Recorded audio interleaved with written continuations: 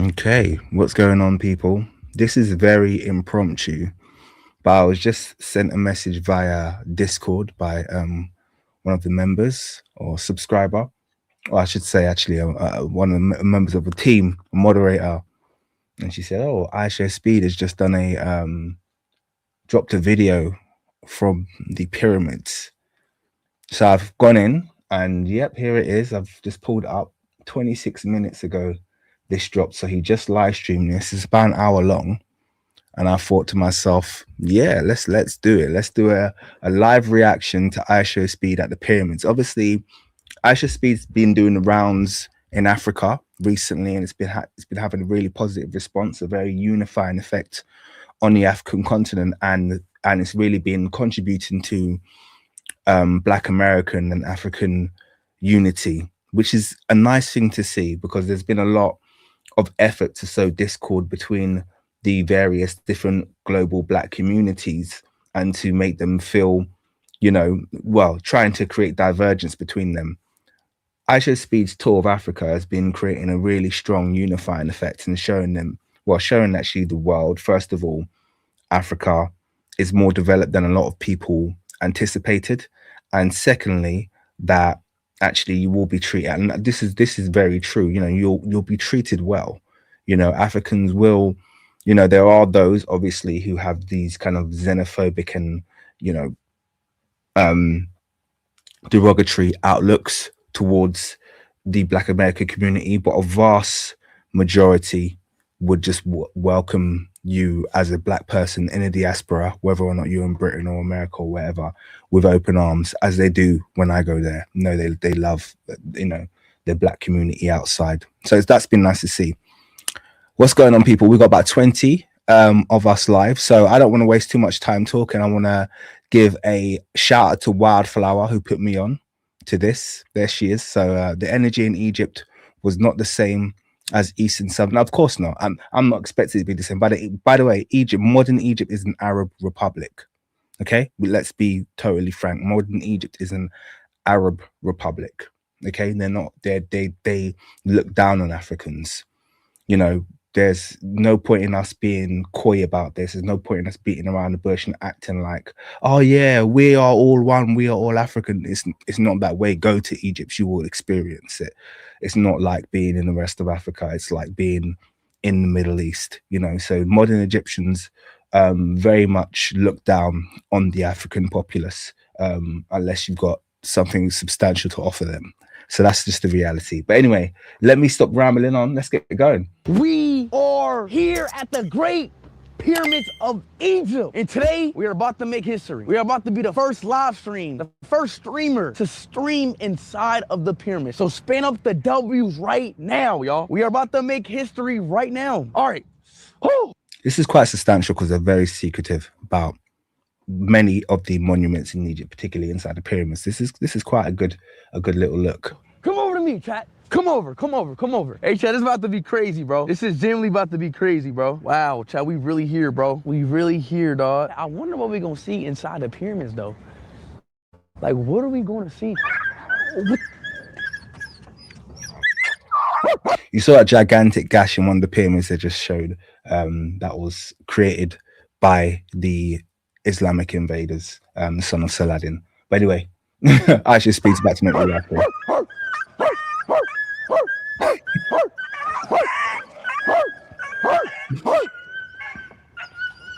Stop, bro. Stop fighting, bro. Stop fighting. Salam alaikum. Stop fighting. Bro, listen. We at the pyramids and y'all fighting? We at the pyramids.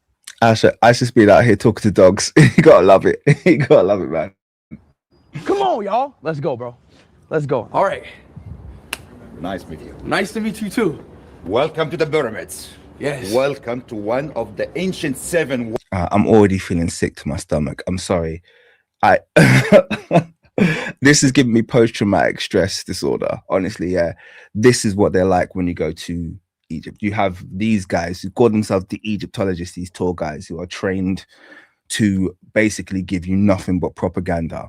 And this is the exact energy that they had. They all think they are on Discovery Channel. Welcome to pyramids, the most of. This is how they all speak. and they're all just going to give you nothing but propaganda. It's really flipping irritating. But anyway, let's carry on. Wonders still exist until today. Yes, indeed. The pyramid has been waiting for you since more than 4,600 years. This is the Great Pyramid. Wait, so this been here since 6,000 years? Yes, 4,600 years. It dates back to dynasty number 4. Okay. Okay, so it's the pyramid for the king Khufu. All right. You know, so we have like 2,300,000 blocks. 2,300,000. 2 million blocks? Yes. And the average of the Here's what's interesting. Zahi Hawass refuted that recently and said it was 1 million, and said they estimated 2,300,000 from the size of the outer blocks. So there's a bit of a dispute there. One of them's talking, you know, maybe to, oh, look, amazing. And I actually subscribe to 2.3 million blocks, but the head of Egyptian antiquities has brought this down by more than 50%. So it's important to note that. the width of the blocks, some blocks about 2 tons, and some blocks about 60 tons. Then how did they build it? You know, if you believe in God, Actually, up to 80-ton blocks inside the pyramid. The 60 tons is not the largest. everything will be possible. They make a ramp from sand. This ramp goes up in a circular way around the pyramid, and they put the blocks in a sledges, which was pulled by buffalo, by oxes. So this is Hawass propaganda now. He's talking about how they built the pyramids. We don't know how to build the pyramids. This is a speculation, the ramps by Hawass. It doesn't account for, it gives you some idea about how it could have been done, but they could never demonstrate pulling a 60-ton block up a ramp. There's no ramp they could build that would be able to hold it, and they wouldn't be able to demonstrate this. So this is just, once again, they push the propaganda. And the really irritating thing is they never say perhaps, they never say this could be the way. They always talk about it like it's fact. It's very frustrating.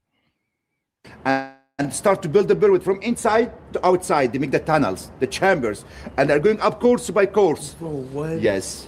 It takes about 20 years to build this pyramid. 20,000 iShowSpeed's already bored with the propaganda. of workers. It took 20 years to build this pyramid? Yes. Because the first mission for the king. It took 20 years. It didn't take 20 years. They had no idea how long it took. This is all Zahi Hawass propaganda. This is what Egyptology has come down to. One quack Egyptologist comes up with a theory and then they all parrot it. But actually, that is what Egyptology's always been. But it's good that we're seeing it in real time, because we've lived in a generation that has expressly accepted we did not know how the pyramids were built, to Zahi Hawass coming up with his quack theories about how they were built, to now it being propagated as fact. Oh, they were built in 20 years. It was a national project, this, that, and the other. They have very, very little evidence to support any of this. They find a couple of chambers with a couple of people who could have been flipping pyramid maintenance crew for all we know. And then they build this whole theory around it about it being a national project, and they have nothing to support this. And they have nothing to support that it took 20 years either. It's a load of nonsense. Yeah. This is massive, though. Yes, it's huge and it's big. It's house of God, house of eternity. It was built to live forever. So I think we're going to have an adventure together to explore the pyramid from inside. Let's go, Tat. Let's do it. The first. This guy doing his Discovery Channel most, but in fairness to him, he's probably going to be viewed more than any other Egyptologist. Interviewing iShowSpeed is a very, very big deal in this day and age. Streamer to stream inside the pyramids. Let's go. I'm just going to put a quick comment on the screen because I actually agree with this. It says here, the ancient Black Egyptians had knowledge. I like the fact that you put Black Egyptians. I mean, it wasn't necessary, but it is necessary at the same time. The ancient Black Egyptians had knowledge of advanced science that allowed them to build the pyramids using sound frequency to cut the rocks and to lift them up as high as they wanted. Now, that's also speculation, but it's speculation that is equally as valid as this speculation. There's actually some supporting evidence in, I think, some of the notes from later Islamist scholars who talk about the Egyptian priests floating the blocks using tuning forks on large sheets. So once again, this whole idea of sound manipulation being the tool used to move and to manipulate stone. But this is before the modern discovery that sound could manipulate physical things. That's not something that's, there's a big gap in history where that's never been spoke about up until very, very modern times, when they've realized actually certain frequencies can cause certain things to move. But it's funny that it was recorded that that's how the ancient Egyptians were doing and moving stones before modern time. It's just interesting to know. Thank you very much for that comment. FAF or FF? Follow me, chat. Oh my gosh, how we're in it. Yes, it's a new entrance. Was dug out in 9th century. Arabian Caliph or Arabian king, he was heating the blocks to open this entrance because he heard about the treasures, the gold inside the pyramid. So what they're talking about there is barbarity. This is a new entrance made in 9th century. So basically, you just cut a hole in this massive, in this monument, in this ancient monument. You've just destroyed it. And once again, he actually mentioned the son of Saladin. So these are the same people that created the big gash, who tried to destroy the pyramids. He's acting like it was, they were trying to explore. He's saying that because he knows that he's probably got ancestry to these people. These people were trying to destroy the pyramids. They've always tried to destroy the pyramids. They've always thought of this entire history, this entire civilization of ancient Egypt as a primitive African civilization. That's how they have always seen it. It's only in recent times, the last 150 years, when they've realized how much they can grift and how much money they can make from grifting, that they've embraced it and they've said, this is our ancestors. I will take you through the pyramids. They will amaze you. You will see my uncle and my auntie. In the pyramid, we have 3 chambers. The first chamber, it was cut rock beneath the pyramid. We have descending passage. It's about 100 meters, almost 30 feet, 300 feet. Was cut rock leads down for the first chamber beneath the pyramid. What? Because the pyramid was built in a huge rock. It's about 3 meters high. So the first chamber is unfinished because the king changed the design. Instead to have his burial chamber beneath the pyramid was cut rock. So what he did, he told his architect to build ascending passage. This was cut rock, and this one was built within the pyramid. See, the problem with what he's just said there is that the ascending passages that were built had to be a part of the initial design. This is what he's just said there, is that, they were building the pyramids and then this happened and then they had to change the design and they decided they're going to. Impossible.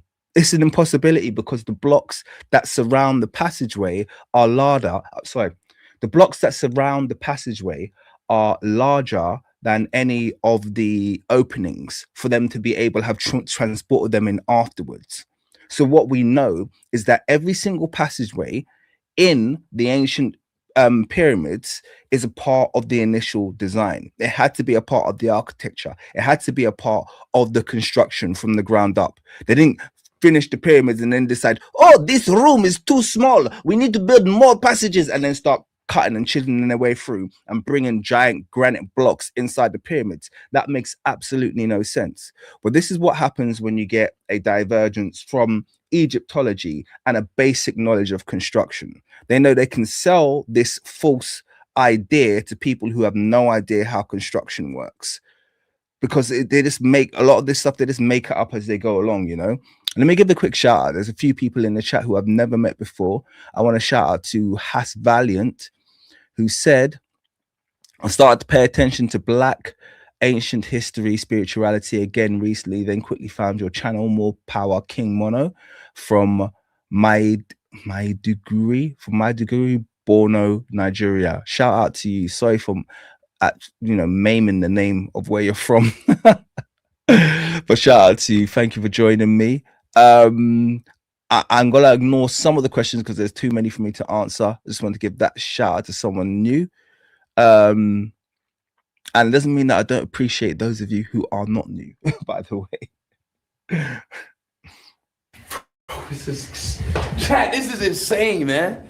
We really live inside the pyramid, bro. Oh my God. Watch your head. This is the first ascending passage. It's about 35 meters. Come on. Oh my gosh. Woo. That is a long walk. Oh my gosh. That's really huge. Holy crap, how far is this? This is about 35 meters. There's a longer one. So I just want to see, can you see they put a lot of cement, but I wanted you to see some of these casings or these surrounding granite stones that are around the passageway. It's impossible. These go from wall to wall. Okay, it's impossible. They are larger than the actual apertures that they were allegedly transported down. It's impossible to do this afterwards, after the fact. This had to be a part of the architecture. Okay, this had to be a part of the architecture. Obi-Wan Shinobi asked a question, yo, bro, what's going on with Quilimika? He hasn't been active for a minute. Quilimika is absolutely fine.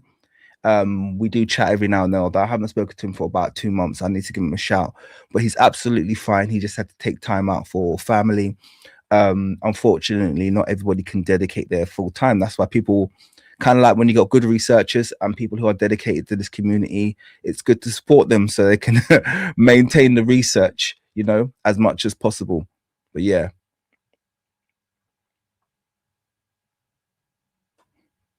It's a longer one? Do you think adventure would be easy?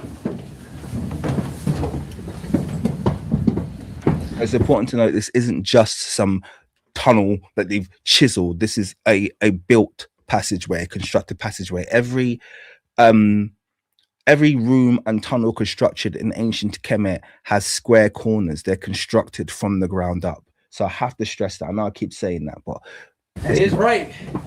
Did I really think adventure was going to be easy? Boy, that was long. Wow. Holy pyramids. This is the Grand Gallery. The Grand Gallery? Yes, the Grand Gallery. Chad, this is lit, bro. Yes. Here we have another passage. Leads for the second chamber. The second chamber? Yes. It was so called a queen chamber, but wasn't for queen. It just to have a wooden statue for the soul of the king. We called it the Ka, but we didn't find the statue. We keep looking because we believe there's. So this is all speculation. Oh, this was built for this. So they talked about this chamber was for that. They've never found any artifacts inside the pyramids, to be very, very clear. Never found any artifacts inside the pyramids. Yeah, they've never found a sarcophagi. They've only found a box. They've never found any statues, and they've never found any inscriptions linking the pyramids to rulers. All they have is hearsay, and all they have is things that are found in and around the pyramid complex. Okay, this is just made up. Okay, it's just made up, and they say it with such authority. This room was created for the Ka statue. The Ka is a wooden statue, this, that, and the other. Blah, blah. Yes, we know what the Ka is, and we know all of those things are true, but you cannot link the two concepts. You're just making it up as you go along. This is what they do. There's many secrets, many mysteries, still waiting for us to be revealed inside the pyramid. Shoot. All right, shall we keep going up to the pyramids? Yes. Let's keep going inside. Yes, let's go up. Oh gosh. This way. We live right now, y'all. We live, chat. We live inside the pyramid. Homeboy really thinks it's Raiders of the Lost Ark, you know, got the hat on and everything. Thinks he's a proper Tomb Raider. Pyramids, bro. You see how it's big, the Grand Gallery? Yes. It's incredible. Same dimensions from down. And quick shout out, because this is exactly it. Yeah. You know, it's a script. They all say the same thing. It's exactly a script. They've all been trained to say exactly the same thing about every single stele and artwork. And I wouldn't be surprised if the original script was written by Zahi Hawass himself. Although this guy, here's what's interesting. Zahi Hawass, who pushed the one who actually said there wasn't 2.3 million blocks, it's more likely there was 1 million. This guy's still saying 2.3 million.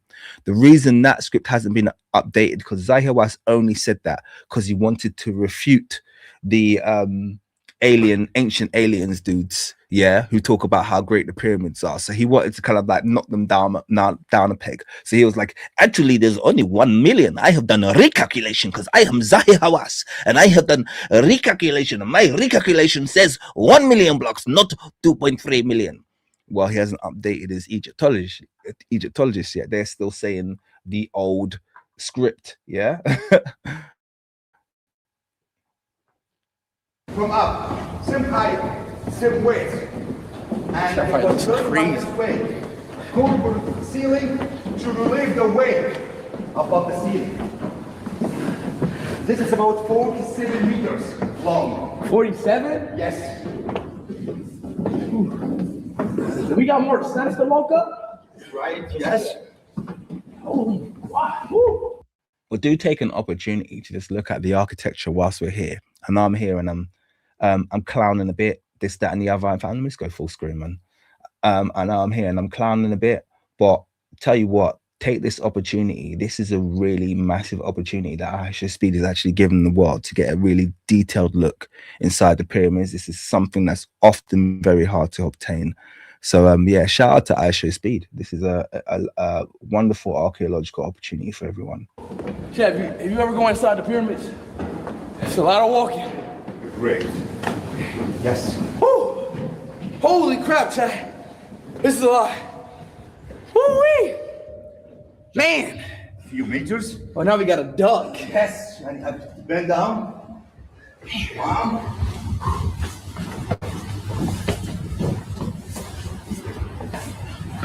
Chad, it smells like the pyramids in here.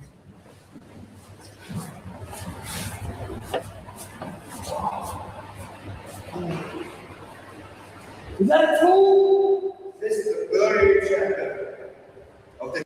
So this is allegedly supposed to be a tomb, okay? And not the only evidence they have for it being a tomb is this giant box, which they claim is a sarcophagi, but they've never found anything inside it. There was never any remains. There was no sarcophagus. There was no outer coffin, middle coffin, inner coffin. No golden masks, no inscriptions, no tomb markings, nothing.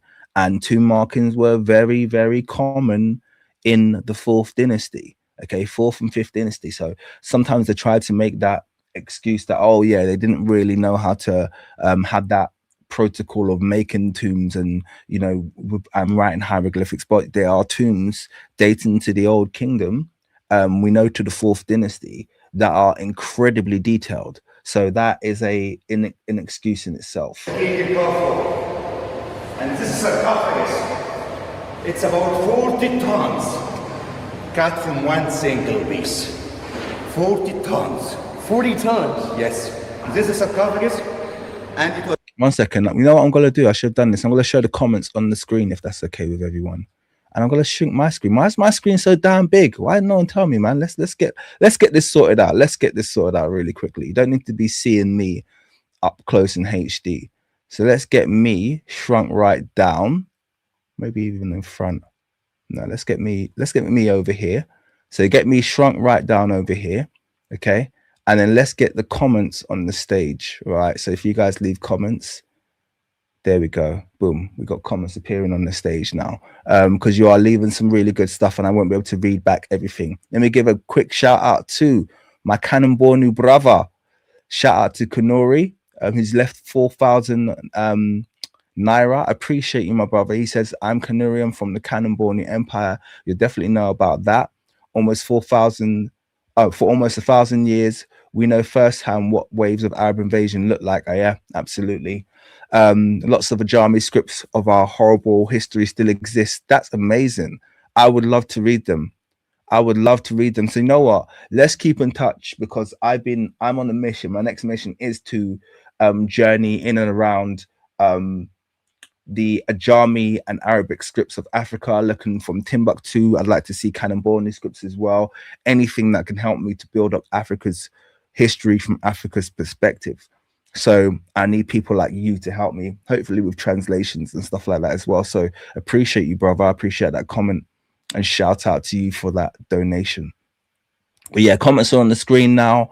The screen's a bit bigger and let's carry on playing. It's made from granite blocks. Granite comes from Aswan, about 800 miles to the south of Cairo. What? So it was brought by big boats. And the boat.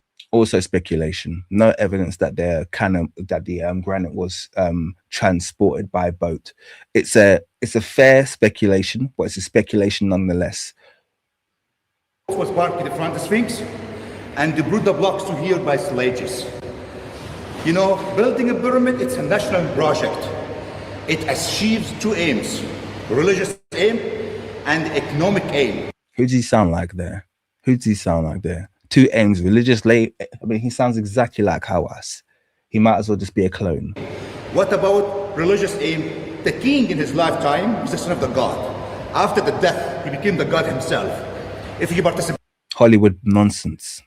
Oh, the king is the god, and this, that, and this, the Hollywood nonsense, okay? The ancient Kemetic pantheons or religion was all about ancestral veneration.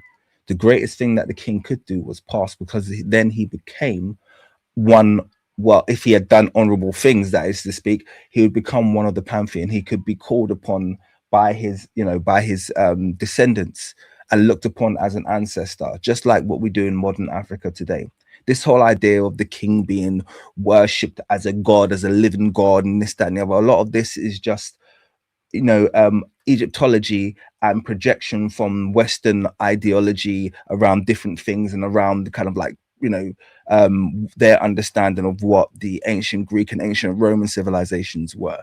But once again, he's just saying this, but the evidence for this kind of like king worship is just, once again, this is a projection. in building a house for a god, it's a holy aim. So all the Egyptians were participating for this national project. What about economic aim? Egyptians were farmers. They were farmers? Yes. In the River Nile, we have the flood of the River Nile. In the winter, River Nile flooded all Egypt with water. The River Nile no longer gives inundations because they decided it was more important to destroy Africa's, the Nubian artifacts that were clearly and indisputably shown that the ancient Egyptian civilization was seeded from the south, seeded from Central Africa. They decided they were going to flood that and destroy that. And as a result of the dam that they built, the Aswan Dam and Lake Nasser, the Nile no longer gives inundations. So that history, world history that had gone on for tens of thousands of years, right up until the 20th century, when they decided they were going to destroy that, no longer exists. So the Nile no longer does what it was designed to do. Not only did they succeed in destroying an entire country filled of artifacts, full of monuments, probably greater than what we see in modern day ancient Egypt. Not only did they succeed in doing that, we no longer have these inundations. So what this guy, this Arab man, standing up here waxing lyrical about, oh yes, they were farmers, they were pastoralists, and the Nile used to flood, and this, it doesn't do that anymore. And the pastoralists are gone because of modern Egypt's greed. Because of modern Egypt's greed and their need to destroy African artifacts, and their need to, we wanted to build a hydroelectric dam so we could have free energy for Cairo. So giving electricity to flipping Cairo was more important than preserving the inundations of the Nile. And then they're going to claim that they're indigenous. What kind of indigenous people would destroy a 6,000-7,000-year-old practice, at very least, a lifestyle that was practiced right up until the 20th century? Who would destroy that for flipping electricity when you can get electricity from so many other means? And then these people want to have the flipping nerve, the actual temerity to claim that they are indigenous to the region. It's so frustrating. And there's no work for the farmers. They stayed in their houses without work. The king brought them, and we're using them to build the pyramid, and they give them salaries. But we haven't money. And by the way, to be very, very clear, Africans are still pastoralists, using the same cows, using the same methods of pastoralism you saw in ancient Kemet. That is not dead. It's only dead in Egypt. But if you travel just south of Egypt to Sudan, people continue to live in that exact same way, continue to observe the inundations of the River Nile. They continue to practice pastoralism along the banks of the Nile. So that practice is not dead. The Dinka are very much immersed in the practice of the ancient Egyptian cultures. So it's not dead. They just destroyed it from the, from the fourth cataract upwards. It's been destroyed. Okay, that's all that's happened. They've just destroyed it from a certain point in the Nile northwards, because they have no respect for African culture. They have no respect for the culture of the ancient Egyptians. All they want to do is grift of their This early civilization. time. So what kind of salary? We give them beer, bread, and salted fish. What? Beer, bread, and salted fish as a salary. Man. And by the way, all of this speculation about the salary, oh, they paid them with beer, bread, and salt. All of this has been expanded from the fact that they found a couple of tombs. They don't know if these people were actually working to build the pyramids. All they knew is that they worked in and around the pyramids on construction projects. So they could have been building tombs. They could have been conducting maintenance. They could have been doing all of these things. But what they've done is they built this whole story is that this is how they paid the pyramid workers, even though they have no idea how the pyramids were built. So I'm always saying in all my lectures, if you can build a pyramid, you can do anything. Oh! You can do anything. So it's smooth, flat. I can't believe they built this. How did humans even build a pyramid though? You know, I told you we have workers. We have 27. Sorry, who's we, mate? You speaking French? What's all this we business? we have workers. We have who's we? What are you talking about, bro? You didn't, yeah. You didn't do anything. What are you talking about, man? 1,000 workers. They were using to build the pyramid for 20 years. Yeah, but this is a lot for 20 years though. No. Ain't no way they built this in 20 years though. If you have the belief. Egyptians. We got a better technology. Yes. And But we are missing. it takes sometimes 20 years to build a bridge. There's no one in ancient Egypt, mate, that looks like you. Yeah? There's no one in ancient Egypt that has your profile. There's no one in ancient Egypt that has your complexion and your features. And I don't mean to say that to be disrespectful, bro, but all this we talk, oh, yes, so we have the belief, we have that, you know who you descend from. That I don't mean that disrespectfully, but you absolutely know who you descend from. You know you come from Mamluk ancestry. You know that for sure. In fact, this guy, I wouldn't be surprised if I wouldn't be surprised if his parents were first generation from like Syria or something like that. And he's fully aware of that. But you have to understand, a lot of these people, they don't care. They don't care. They know what their ancestry is, but they arrive and they speak Arabic and then they learn Egyptian Arabic and they go, oh, yes, no, I'm Egyptian. But they know their ancestry is not in Egypt. It's so irritating. It's so irritating. It's like they've got no shame. But we are missing the belief. If you believe in God, if you believe in rebirth, everything will be possible. These guys will believe in God, believing in afterlife, believing in resurrection. So the high priest, he came to all the Egyptians. Guys, we have to participate to build the house of God. So all the Egyptians were participating. We found food came from all different villages. All over. Mate, you can get as animated and excited as you like. You're just talking bare poop.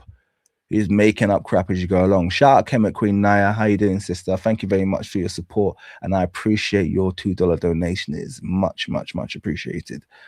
Yeah, you're just talking bare nonsense, man. Over of Egypt participating. We found trays from the north. So what you're saying is that everybody in Egypt helped to build this pyramid. That's right. It's So- a holy aim. So what are you talking? Hundreds of Why don't millions? we talk about your ancestors and the reason why the pyramids are no longer covered in white limestone as when you found them and as when they were standing for thousands and thousands of years, because the African people that maintained the ancient Egyptian civilization actually respected the monuments. Why don't we talk about your ancestors who decided to chisel off the limestone, the white limestone that used to case all of the great pyramids to build mosques? Why don't we talk about that? Because no one's buying any of this crap. We know who you are, we know what your ancestry is, and we know what they've done to the monuments of ancient Kemet. And now you want to grift and start pointing to yourself, oh, we can do anything. We are very, no one believes it's you, mate. There's nothing in your modern society that suggests that you are capable of such things historically. Millions, billions, millions, like what? Give me, let me ask you this. Okay. Give me a number on how many humans contributed to build this pyramid that we're in right The now. populations of Egyptian in this time about 5 million. So each single house of Egypt from the ancient time, from the nest number 4, they were participating to build the pyramid, contributing with food, with workers, with everybody, because it's a national project. It's a holy aim for every Egyptian there. Holy Aim National Project. It's just, come on, man. This is just Hawass crap going over and over again, man. It's so irritating. I'm a huge fan. Shout out to you, Geezer Channel 5649. 4 a.m. here in the US, headed to work. Oh, shout out. It's proper early over there. So a lot of people aren't going to tune, well, from the US, I'm going to tune to this later. But shout out to the stream. We've got 111 people live right now. So that's quite good for morning. It's 9 a.m. in the morning over here in the UK. So yeah, it's a real weird time to stream. But hey, we're here. And shout out to you if you're here. I appreciate you, man. So this was built to live forever. Wow, okay. And the question is, how they enter this huge sarcophagus? Yeah, how? From a small entrance over there. You see that the entrance is small, so tiny. So the sarcophagus was cut first, and they built a chamber around the sarcophagus. Remember, I told you we start to build the pyramid from inside to outside. They make the tunnels, the chamber. See, everything he's saying is backwards. He's like, look at the entrance, and then look at the sarcophagus. So that means that this would be, mate. You can't. A pyramid is built out of stone. Yeah, when you got a pyramid that's built out of stone that doesn't have massive, large apertures for you to transport things in and out of, like, you know, the British Museum or something like that.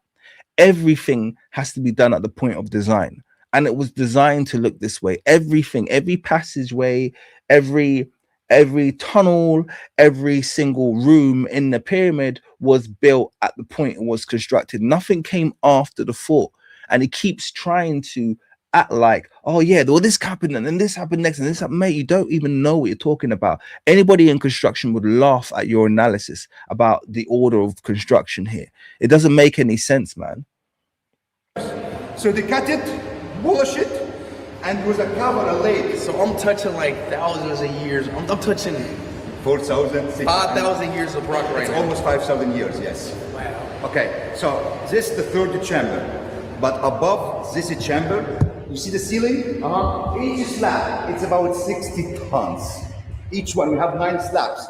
Each one, it's about 60 tons, cut from one single piece. How we could know this pyramid for the King Khufu? We have no inscriptions, no decorations, nothing. But above this chamber, we have 5 small chambers.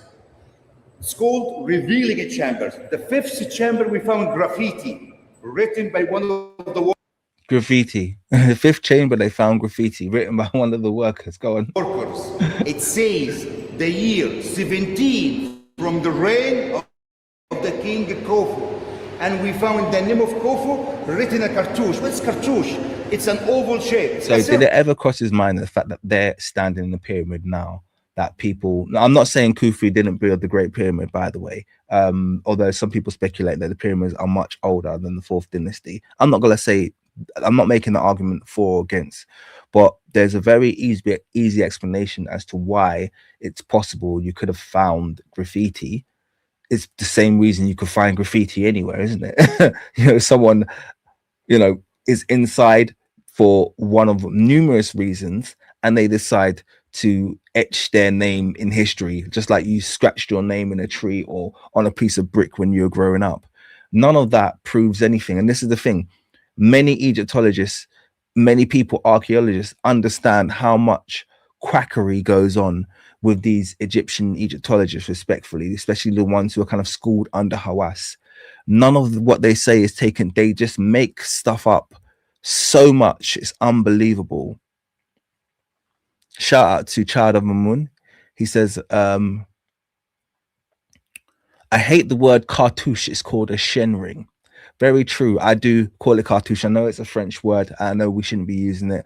I do that with a lot of things. We're trying to kind of like phase them out as much as possible. But it's also good for people to understand what we're talking about as well. So I guess when we use them, maybe using them both so that until we reach a critical mass where enough people know what a shen ring is. But appreciate that comment.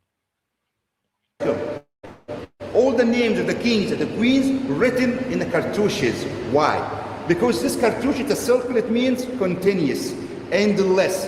If you have your name in a circle, it means you will live forever. You get rebirth, you get resurrection in afterlife. This is why we have all the names of the kings and the queens written in cartouches. So how many chambers we have here? Not 3, 8 chambers. 8 chambers in here? Yes, we have 3 big chambers, 5 small chambers to the top of the pyramid. And we have 2 tunnels. You see this one here? It's so small. It's about 20 by 20 centimeters.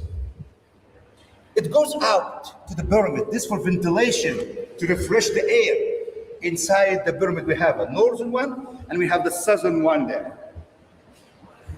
In the second chamber, which was so-called the queen chamber, we have same tunnels. One for the north, one for the south. We prepared advanced robot. And those things that he's just called ventilation tunnels, I don't think they are ventilation tunnels. Okay, once again, this is just them creating a narrative that makes sense. It's kind of like just a very kind of presentist perspective on technologies they have no idea. You know, it's okay to say we don't know. And if you was to watch a documentary about the pyramids, for instance, 30 years ago, before Egyptology, in inverted commas, took off in Egypt, okay, you'd hear many things about the pyramids, and most of them would end with we don't know. Archaeologists would say, well, we don't know how this happened, we don't know how that happened, we don't know how this happened. One thing you'll never hear any of these Egyptologists say is we don't really know. They know everything. They know the purpose of every room. They know the purpose of every tunnel. They know the purpose of every passage. We know, and then they know when it was built. They know who it was built by. There's nothing they don't know. It's unbelievable. They have a reason for everything, and this is something that you'll see in the personality of Zahi Hawass. Zahi Hawass believes, because of how long he's been grifting off ancient Egypt, that he knows everything, or he needs to know everything. He's the type of person who'll never say, I don't know. He'll always have an answer. You'll see the video I've got on Zahi Hawass where I talk about this. We inserted 8 cameras to explore what will be inside the tunnel. Guess what? What was in there? After 60 meters, 200 feet, we found a small door with 2 handles of copper. Oh my gosh, a door with handles. Everybody gets excited. It was a live show to explore what behind the door. So what we did, we made a small drill and we inserted the camera to investigate what behind the door. Well, and what was in it? This was about 20 years ago with National Geographic. We found another door. In this early time, people said, doors? What behind the doors? People said nothing will be there. I do believe, as archaeologists, there's a hidden chamber and the treasures, even the mummy of Khufu, still hidden somewhere. So we still haven't figured out what's all in this. That's right. This is why we have, like 5 years ago. So he just said he believes that there's a hidden chamber with treasures and the mummy of Khufu. So that means you don't believe that this room is a tomb. So why are you telling him that you think it's a tomb? Why are you telling people this is the tomb, this is the coffin, or this is where Khufu lay, this is the king's chamber, that was the queen's chamber, that's where the car was, and this, that, and the other? When you've just said, I believe there's another room where we'll find the mummy of Khufu and we'll find the treasures. Do you understand what I mean? Like, this is that's what you call, you're just you're just a shill, you know. This is, there's nothing credible about what's being shared here. Mission did a scan to the pyramid to explore if we have still mysteries or secrets not revealed yet inside the pyramid. So we found above the grand gallery a void, a space about 30 meters, and we do believe there is many chambers waiting for us to be revealed. 50 more chambers, y'all. More chambers here. Holy.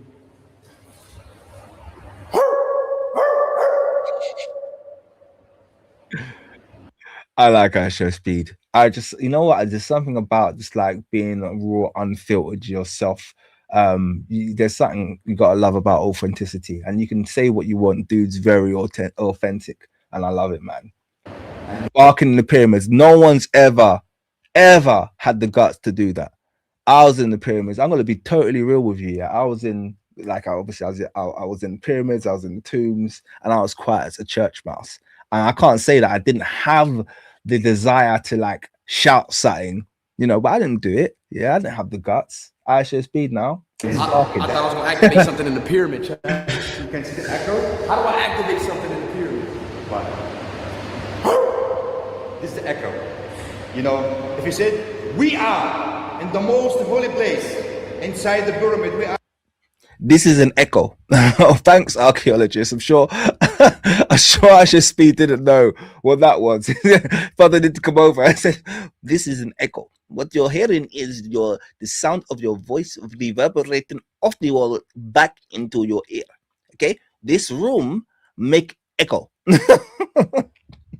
Sorry, man. Come on, man. Dude, man, please, man. You don't have to. This is what I mean about they have to have an answer for everything, dude. You don't need to explain to the dude that it's a flipping echo, innit?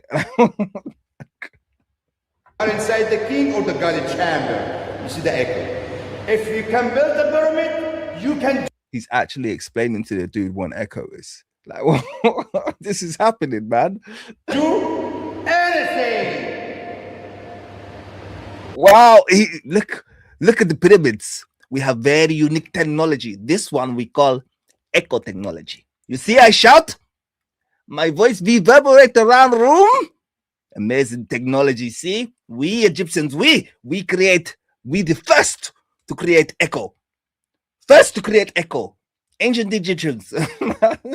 Shut the hell up, man. Anything. We can do anything, chat.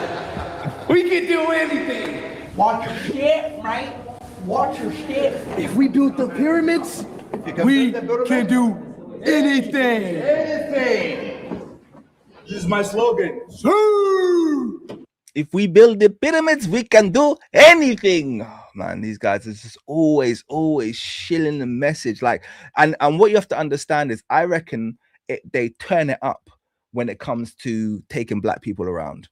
Yeah, as soon as a black person comes, African American, whatever, black from anywhere, they really turn up the juice when it comes to we did this, we, because they feel a need to overcompensate for the fact that they know that they're facing the phenotype of the people that actually created it. They know that, so it's an overcompensation in many ways. Inside the pyramid. Inside the pyramid. You like it? I love it. Great. I don't hate it. I love it. Show the pyramids. Go back and show the pyramids. Go up. Bye-bye, chat. Shall we, mate? Yo, tour guide, thank you, by the way, for informing everybody in the stream about the pyramids. That was actually super well and helpful and great. So the chat can understand. I'm not just a tour guide only. I am the general director of the pyramid. I am working here since more than 25 years. So I know every... I am not surprised. Yeah, he's the general director of the pyramids. I guarantee you he was schooled directly under Hawass and probably is related to him. Probably is related to Hawass. It goes that deep. Yeah, I guarantee you, because this guy just gives everything of like the Hawass vibes you get from him is like massive. And they know this is a big deal. They want to control. This is the thing about what you find if you go to Egypt. And this is one of my most frustrating things. Because when I came back, I did tell you guys, it weren't a great trip because, respectfully, these people are very irritating. They're very, very annoying, and they kind of ruin everything about it. They've commodified every aspect of it. But what you'll find is they want to control everything. They have touched, smoothed, restored everything to, as much as possible, match their image. And where they haven't done it, they make sure they are controlling the message. So when you have a big statue and it looks like a black man, you're going to have 20 Egyptologists around and say, look, but if you look at the nose, they weren't quite able to contour it the way they normally do on this great statue because the stone was too hard around the nostrils, or come up with some bullshit. Because that's what they do. They control every aspect of the messaging. In this site here, we did many great discoveries. I'm so proud that I have a team of Egyptologists and archaeologists and restorators and workers. We did great discoveries. Every day we have a new discoveries. Discoveries are everywhere. Can you believe all these pyramids, tombs, temples, artifacts? Only 30% of our monuments and artifacts. It means 70% still uncovered yet.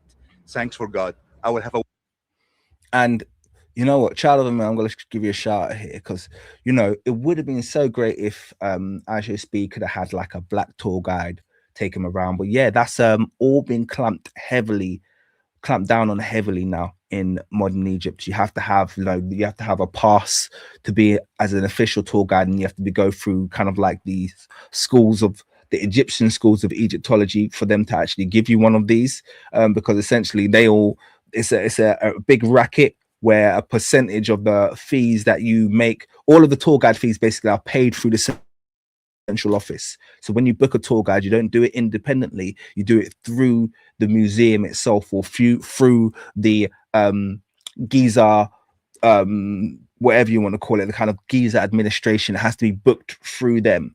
So they have this massive racket going on where they get essentially like a cut from everything, and on top of that, that allows them to control the messaging as well. So, you know, good scholars that can take you around, independent scholars, black scholars, it can be done, but you're not allowed to talk when you're in certain places. You have to hide that you've got a group if you're in certain places, because they won't allow it. They want it to be a centralized, controlled, regulated industry, and they've done a very effective job at doing that, you know. Walk in the future. Wow. Okay, Chow, we still have, it's like the ocean. We haven't even discovered all of the ocean, and we still haven't discovered all of the pyramids. And maybe in our lifetime, we won't discover the whole of the pyramid. That's an amazing view, though. Just to bask in that, guys. Well, we have AI now, so maybe we do. How is it, bro? How is it only 70% still uncovered, though? Yes. Like, So why we not just go, why don't we just discover everything? I know, but I have a team of excavators. We dig every year in different places, trying to find more discoveries. So we're doing our best to uncover all of them, but it takes time, workers, money, big budget for this, but we do it. If y'all, hey, look, listen, you can put me inside of the pyramid team, and I used to be an archaeologist when I was. Well, I wanted to be one back when I was 13. You know, I was really deeply fonded into. I love it. I used to be an archaeologist back when I was 13. I love this kid. Being an archaeologist, I used to study rocks and study souvenirs. Yeah. In Ohio, I used to swim the river and try to find coins. Y'all want to hear a crazy fact about the pyramids? We have only discovered 30% what's inside this pyramid right here. I don't understand nothing. Do you see that response that guy just gave him? That was racism, by the way. Yeah, to be clear, that was racism. Tell you up and down. Yeah, that was straight up and down. That was racism. I think that guy must be some like European or something. He doesn't understand nothing. So the question is now. Hey, yeah, and he said, what? I tried to give him a freaking, I just tried to see, the pyramids baffle everyone. That was funny. Tried to give him a freaking. So how many pyramids do you have in all of Egypt? What do you think? How many pyramids we have? 3 pyramids, right? I'm saying in all of Egypt, not just at the Giza pyramids. So I remember actually when I was at the pyramids, literally exactly where iShowSpeed is standing now. Literally exactly, I was at that spot, and there was quite a few tourists around, and I wanted a picture next to the pyramid, and I could only see this one like Chinese guy, and I was like, bro, do you mind like just taking a picture? Oh, and he went, he's just, oh, I don't understand what I do. And he like walked off really quickly. I was like, dude, I'll karate chop you in your neck, man. Like, who the fuck you think you're doing? So excuse my French, man. I was so vexed, man. I was so vexed, man. I wanted to drag him up, man. And some German guy came and took my picture. But I was peed off, man. I'm not gonna lie. all of Egypt, we have 124 pyramids. 124 pyramids? Yes, in all of Egypt, but the biggest, the greatest one here in Giza. Oh, yeah. Those one. And by the way, this is 3 small pyramids over there. Those for the queens, the wives of Khufu. He got 3 wives. 3 wives? Each one has a small pyramid for her. Oh. So each small one. Why is the pyramids falling apart though? This is why we do restoration every year. Don't tell him about the restoration. Answer his question. He said, why are the pyramids falling apart? Tell him because they no longer have their limestone casing, because my ancestors were obsessed with deconstructing them. Tell him that. Tell him that. We do restoration, try to protect, preserve you know, Zeus monuments to live forever. So he got 3 wives. The names of the wives: Hetep Heres, this is the names. The second one, Hanut Sen, and Merit 8S. So Zeus from the same time, 4,600 years, dynasty number 4, because ancient Egyptian history divided for 30 dynasties. Started from dynasty number 1, ended with dynasty number 30. There's 124 pyramids. Where they at though? They like all around the world? Like, I mean, like not all around. They're all around the country of Egypt. How? I ain't gonna lie, I never knew that. I thought it was only 3. And each pyramid has a complex. You know, it's not just a pyramid, it's a complex. It's a big complex. Contains from the pyramid itself, mortuary temple, a causeway or a walkway, valley temple, and enclosure wall to surround the whole complex.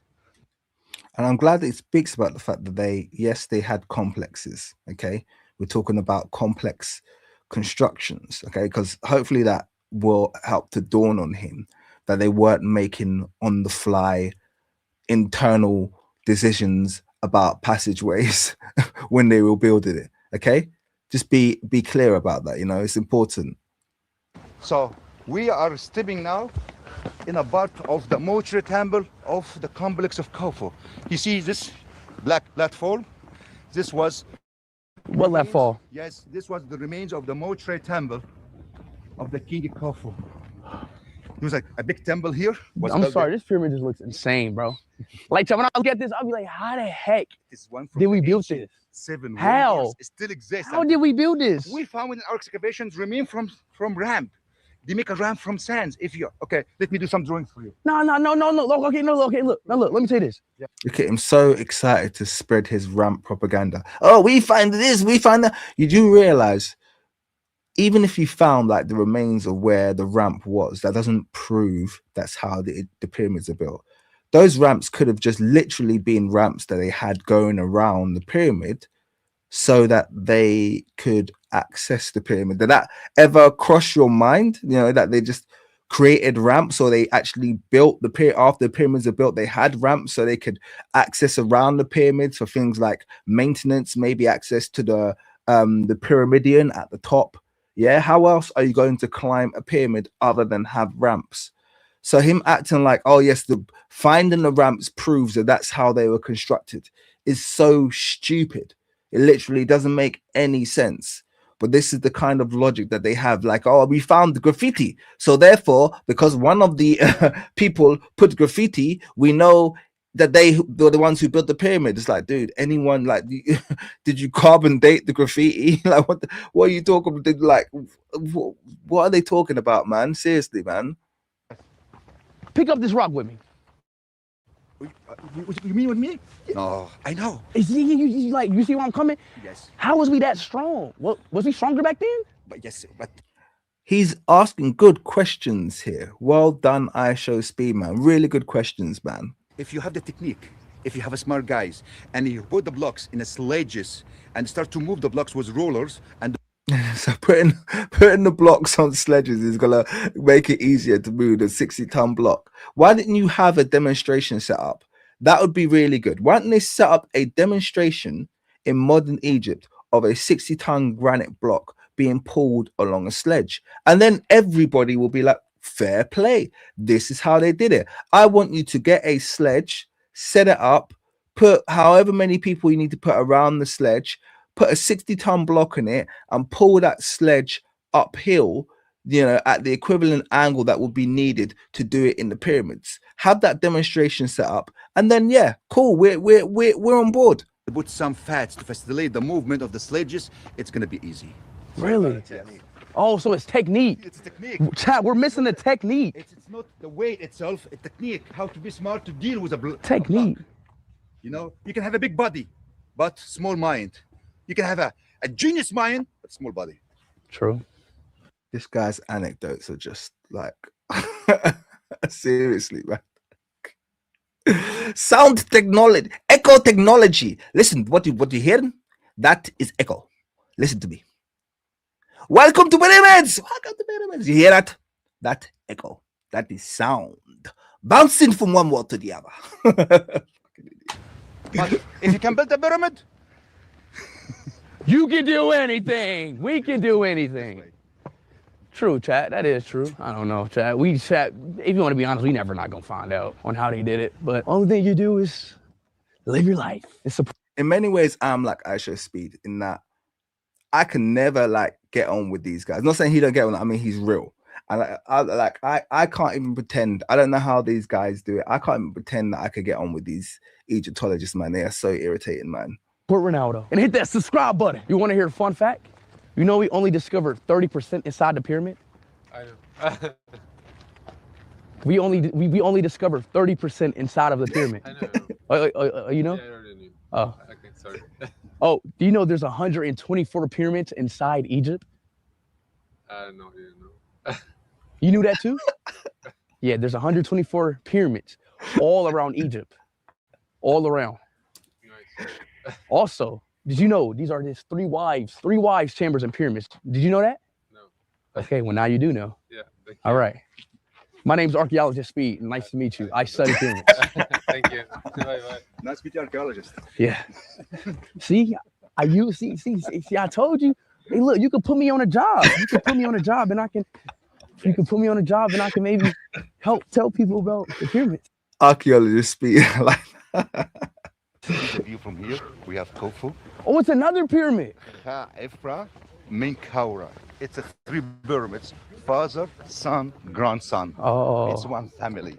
Father, son, and grandson. Khufu, Khafra, Menkaura. So what? So the guy who lived in this pyramid, what It's the Khufu. what was his name? Khufu. Khufu? Yes. How do we know his name? You know, because I told you we found a graffiti, and in the graffiti his name was written in a cartouche, Khufu. So we found his name is Khufu inside the pyramid. Khufu. Yes. Khufu. it's Khufu.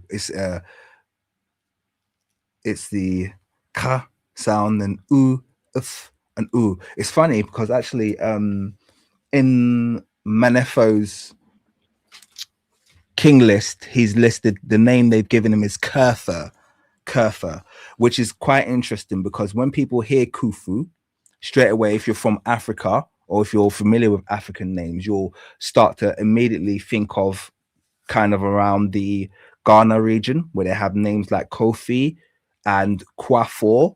And it's funny, like I said, if you look inside Manefo's king list, he was known.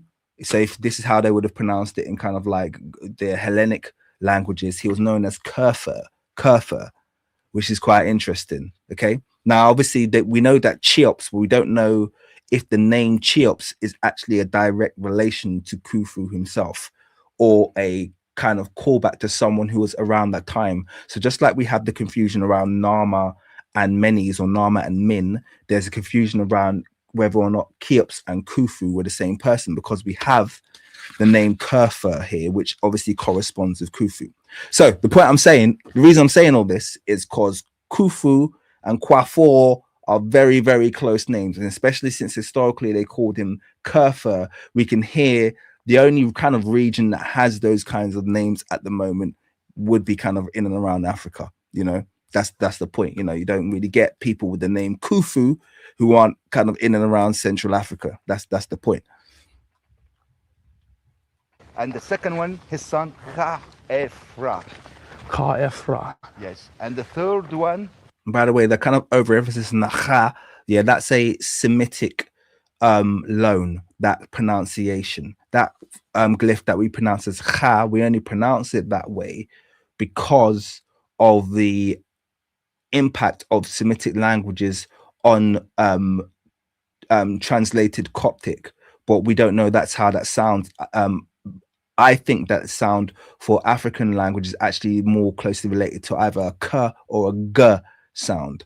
So it could very well have been Khufu or Gufu, and it could have been Kafri or Gafri or Kaafri, but not Khafri. I don't think anyone called him Khafri. Yeah, that's the point I'm kind of making there as well. for the grandson, Menkaura. Menkaura, Khufu. And we have tombs for high officials surround the pyramid. If you want to go inside, this is one of the tombs. This is a tomb for a guy, his name Nefer Session. Oh, it's another tomb. Another tomb, yes. Nice to meet you. My name's Archaeologist Speed. Nice to meet you. Wait, we're about to go down? It's Archaeologist Speed. another adventure. We will do it next time. Okay. Because you have to go down there and see another huge sarcophagus, about 40 tons from limestone, yes. Somebody's calling you. Yes, it's okay. So we And just want to shout out a Wildflower here who said they try hard to make the names sound Semitic, and when you couple that with the fact that all of the place names have been renamed with Arabic names as well, this is all part of the narrative to drift the ancient Kemetic civilization outside of its natural African form.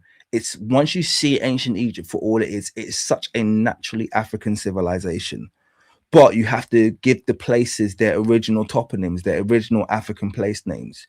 You have to pronounce it in that way. You have to give the kings back their original African names, and you have to disassociate things like the modern Arabic pronunciations and the modern Arabic music, which they like to paste on top of the ancient Egyptian civilization. Everyone starts to think of that kind of like music that they play, but that's not Kemetic music.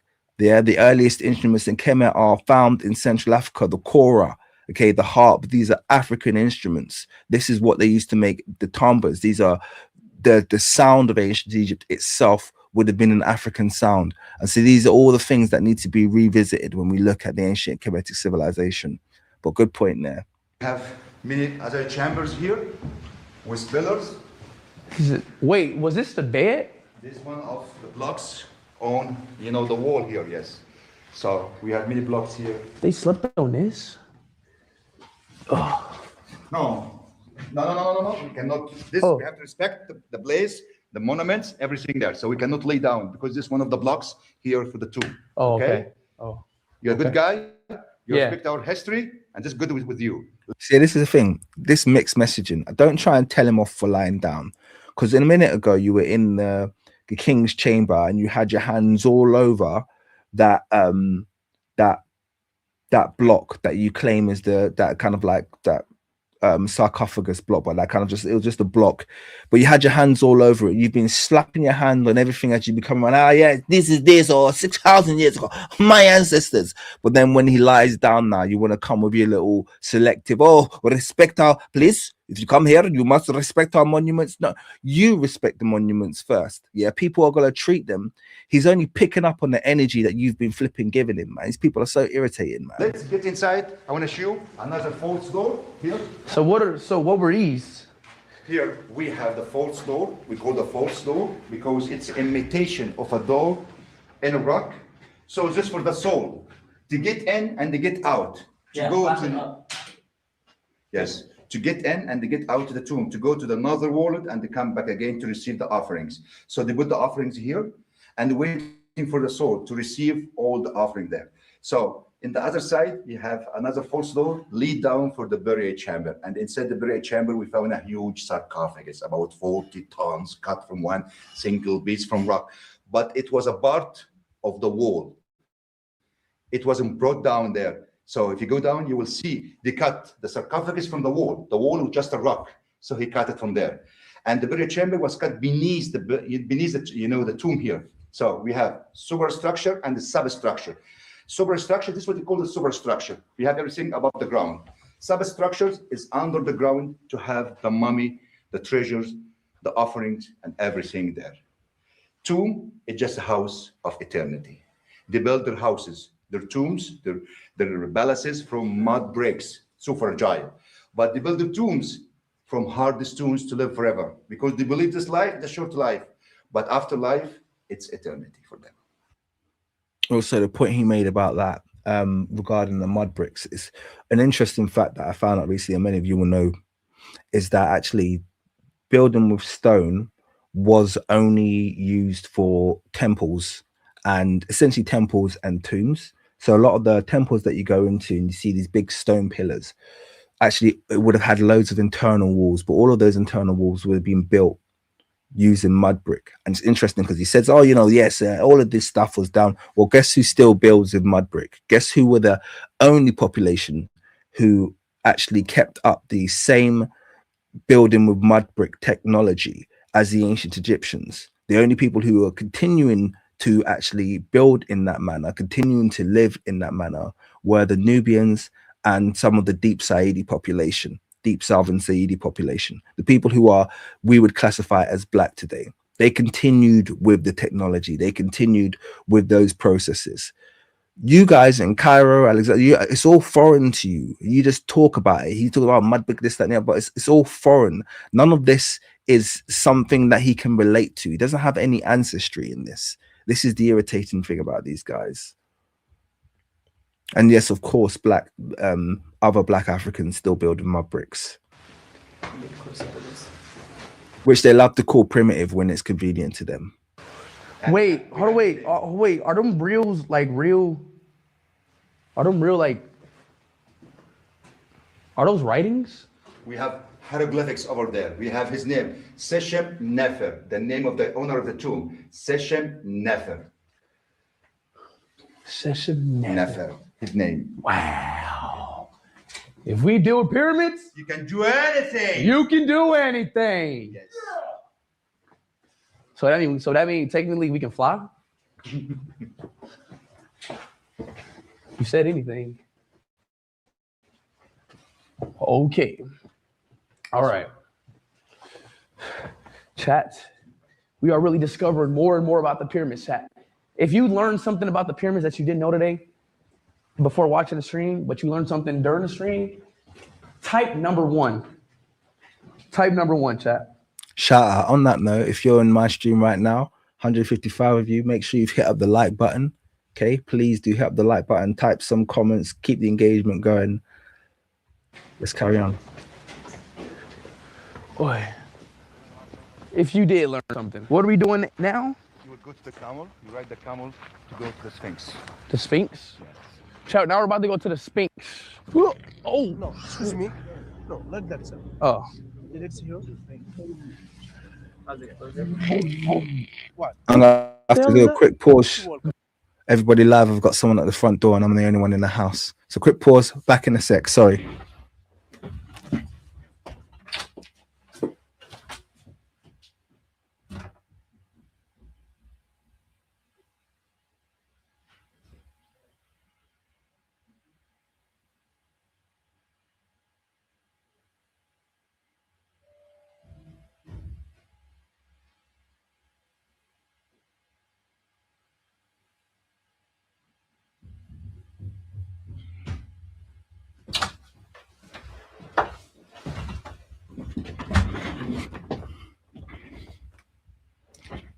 Back, guys, sorry about that.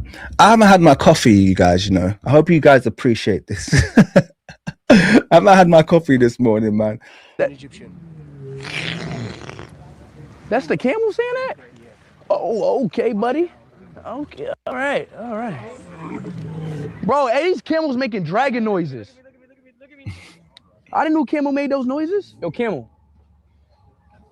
What's his name? Mickey Mouse. Mickey Mouse. Mickey. This is giving me post-traumatic stress, yeah, because I when I was in Egypt, they were desperate to just put me on top of a camel. I was like, I ain't trying to do that, man. Like, just, you know, you need to respect me. I'm a freaking researcher, yeah. Who put me on some damn camel? I ain't no tourist, man. So in the end, I managed to get one of those kind of like horse-drawn carriages, which they took me around in, which was actually much better than being on the back of a camel. But even when I was there, they were just trying to grift for my money. You know what I mean? Like, it's like when I went there, I was like, dude, just keep this simple. Get me inside the tomb so I can do my research, my whatever. And it's always trying to hustle you on. Maybe the package you want is this package, that package, and we have this package. This one will take you us. You guys are friggin', you guys are friggin' exhausted, man. So friggin' monetizing everything, man. Just like bloody hell. Oh, he ain't trying to do it. Chat, y'all know camels got water in their backs. They carry water in their humps. That's why camels never get thirsty, and that's why camels can always survive in a hot climate, because they got basically camels got unlimited water. Okay. Oh my! Ooh, I just kicked the camera. Sorry, chat. Oh, I kicked their hand. Oh. Thank you, brother. Woo! Wow. Don't know why he had to carry that flag. The Sphinx. Wait, what happened to her nose? What happened to her nose? I want to hear the response to this question. Why is her nose cut off? Did it fall off, chat? Everyone ask me when you just come here, why Sphinx is without nose? It's famous from Egypt and some countries. The history of man Makrizi from Islamic era, right inside his book and say, a man his name Sa'im al-Dahr do this. But why? Why Sa'im al-Dahr do this? Because he won't be proof. For some people, it is just a statue, just stone, not God. For this, he just broke a nose and say he can't protect himself. What he do? He just a stone. Oh, so you're trying to prove that the statue is not a god? Not a God. Yeah, be transparent about that. The fact that that's your ancestors, though, innit? Just be transparent about it, innit? Say, yes, my people when they came, we broke noses, yeah. we built it. Like, be transparent about it. Why are these guys so secretive about the identity of these historical villains in Egypt? You know, why they trying to claim that they're not related to anybody, just the ancients? Everyone else who came afterwards has got nothing to do with them. It's come on, man. Be real, man. Like, this dude here he's not even. If you meet Egyptians, a lot of them, the real ones, they're a lot, you know, they're a lot darker than this guy. This guy's just like a kind of standard, like, you know, recent migrant man, and he knows that as well, you know. So he broke the nose. Sphinx is a one piece, but two parts body. Lion head is human, but not normal human. It's royal human. And we think this is the face of King Khafre, the owner of the second pyramid. It's not the face of King Khafre. Anyone who knows that knows it's not the face of Khafre. The length of the statue is 72 meters, height is 20 meters. For this is a big antique for all the world. Wow, okay.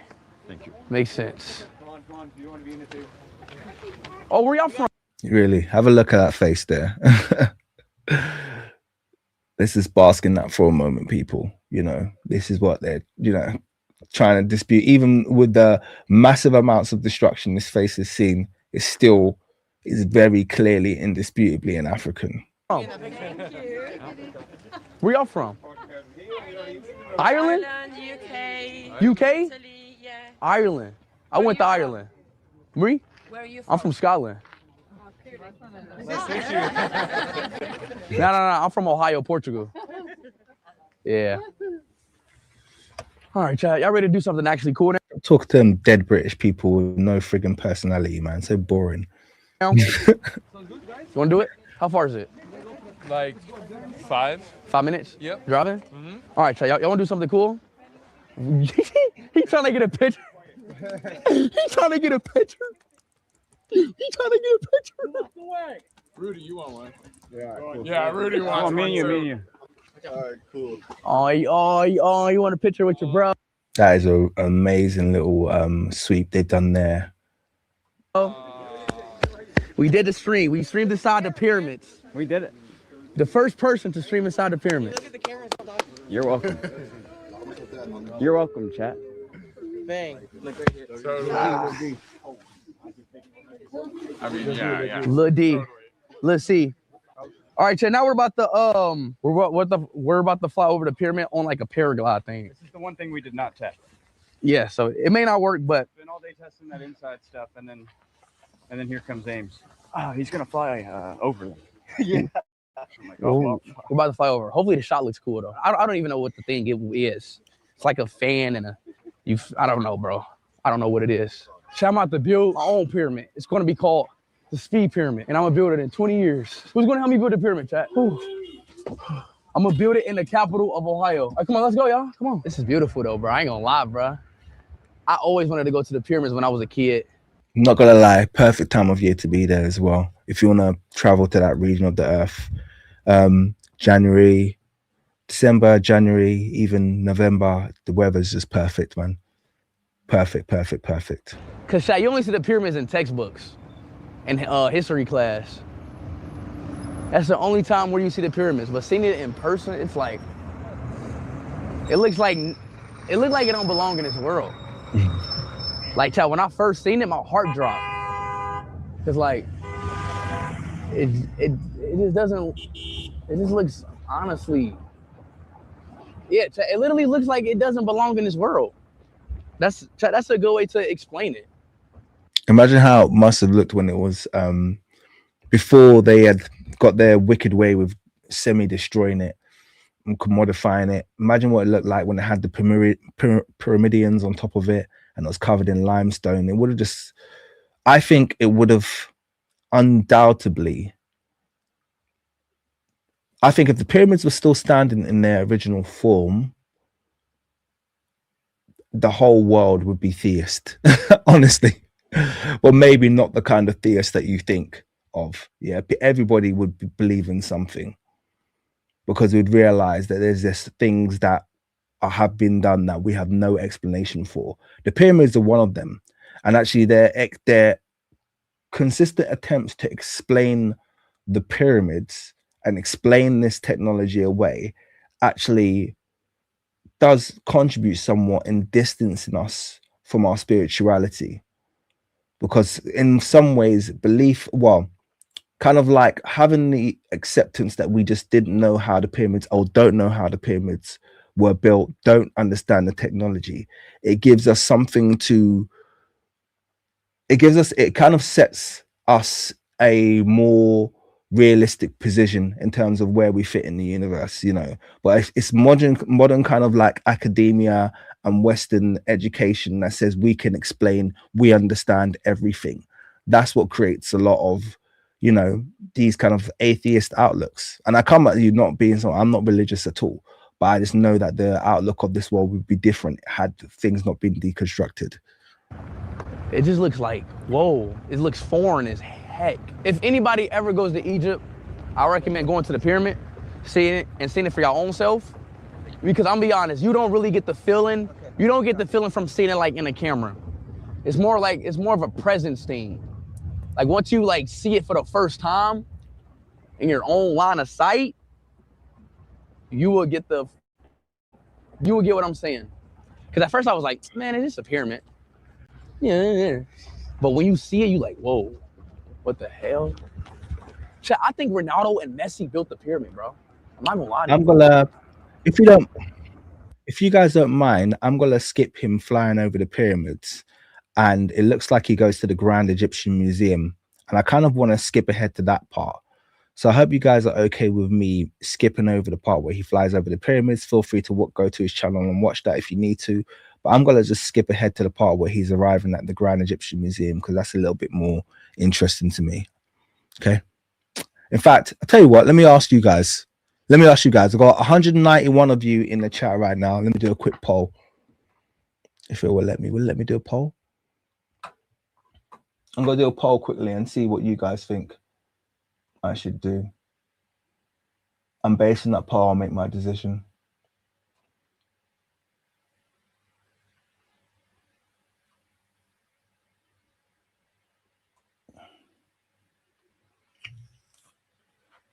I hope I can do a poll. How the hell do you do a poll? That's a good question. Here we go. Whoops.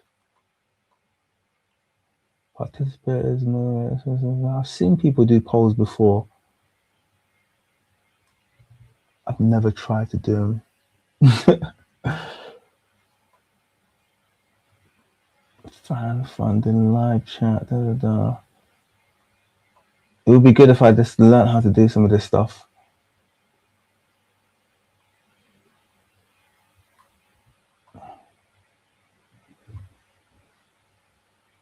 Oh crap.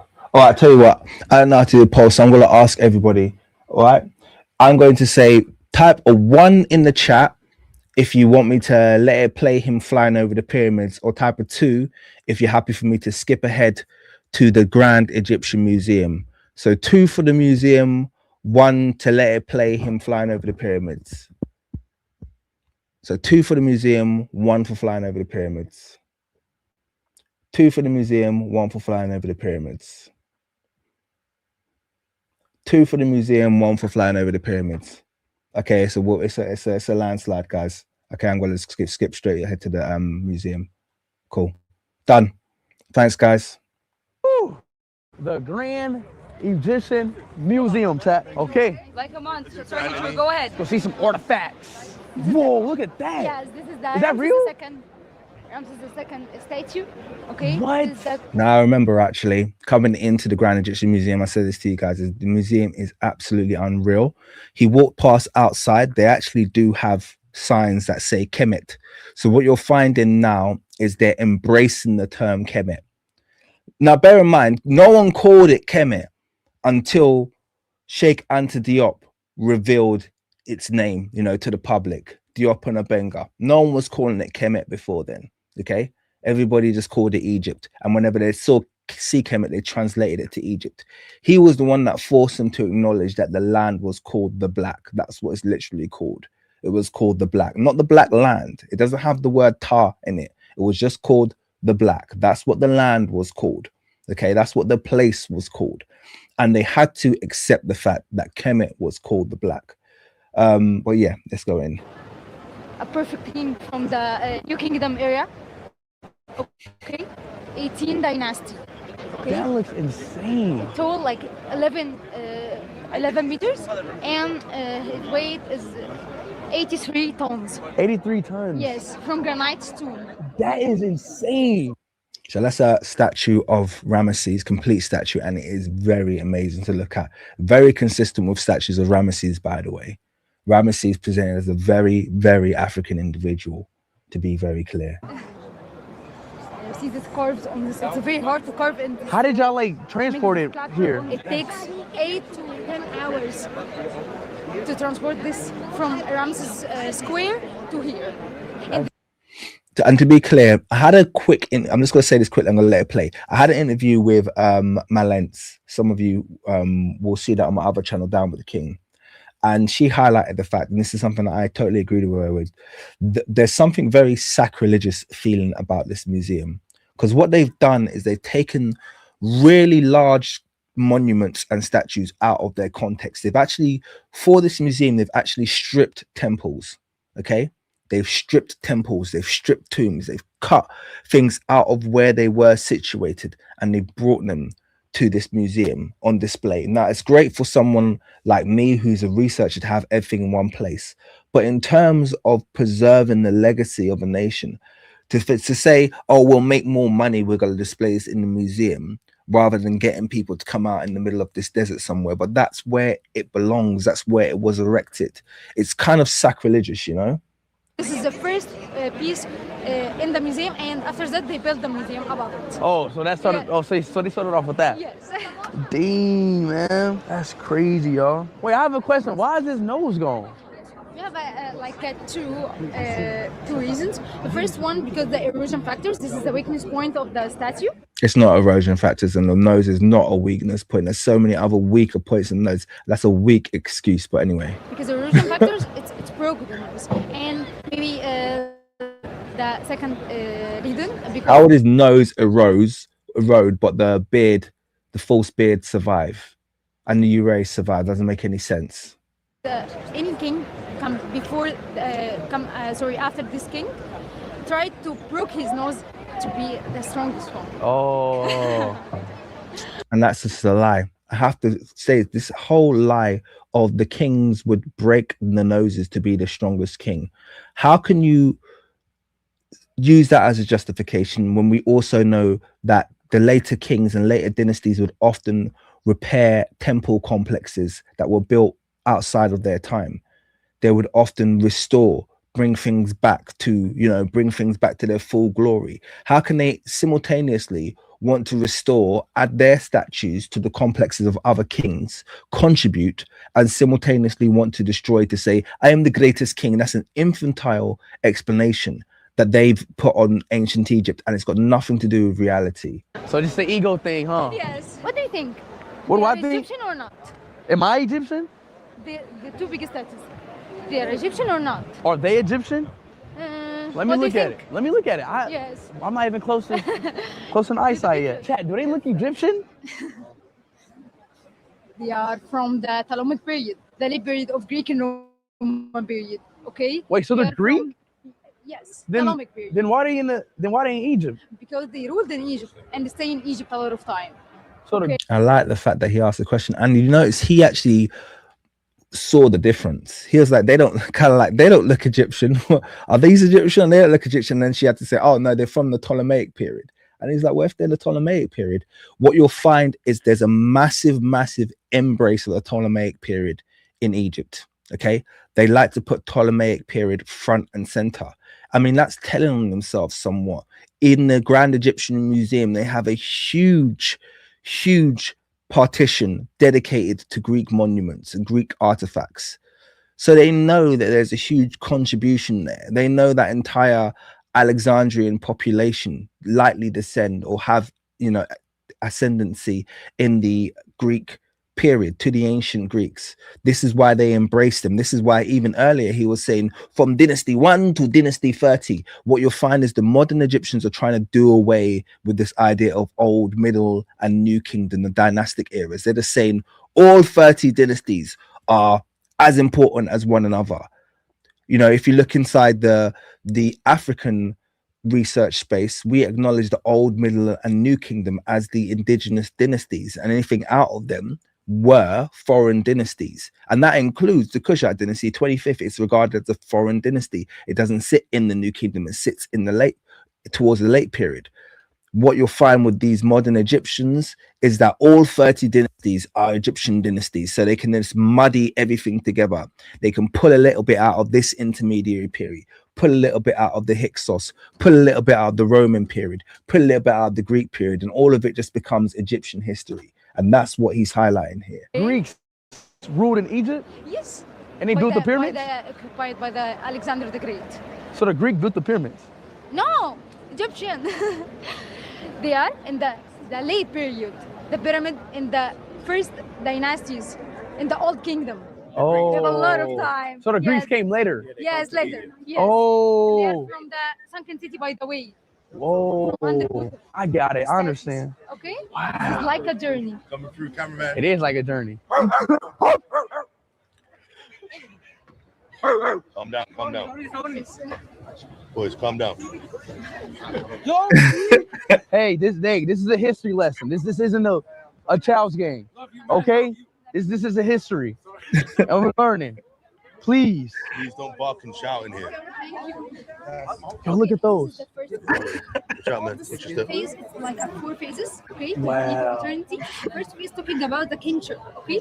All of this is This little cascade of and showing displays of different kind of rulers at different times is very amazing. I'm not gonna lie. I mean, it's, once again, everything has been just pulled out and plunked on display, and there is absolutely zero rhyme or reason in terms of the way they display it from dynasty to dynasty. You could be looking at 12th dynasty, like you could be looking at a Senusret the first, Senusret the second, and then it will just jump to a new kingdom. Then you're looking at a Ptolemaic, and without a guide or without having some real substantial kind of initial knowledge in ancient Kemet, it's all going to be very confusing. And this is what I think is one of the biggest problems. Like, it could have been arranged in a way where people were clear.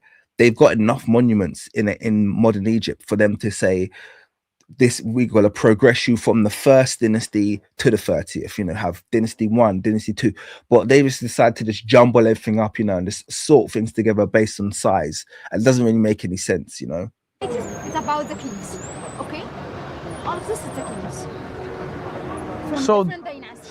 so all of those are all of the kings from Different dynasties, yes. In the same period of ancient Egyptian period, but different dynasties, okay? I see this one. Yes. Yeah, that one. That's a girl? Yes, it's a queen.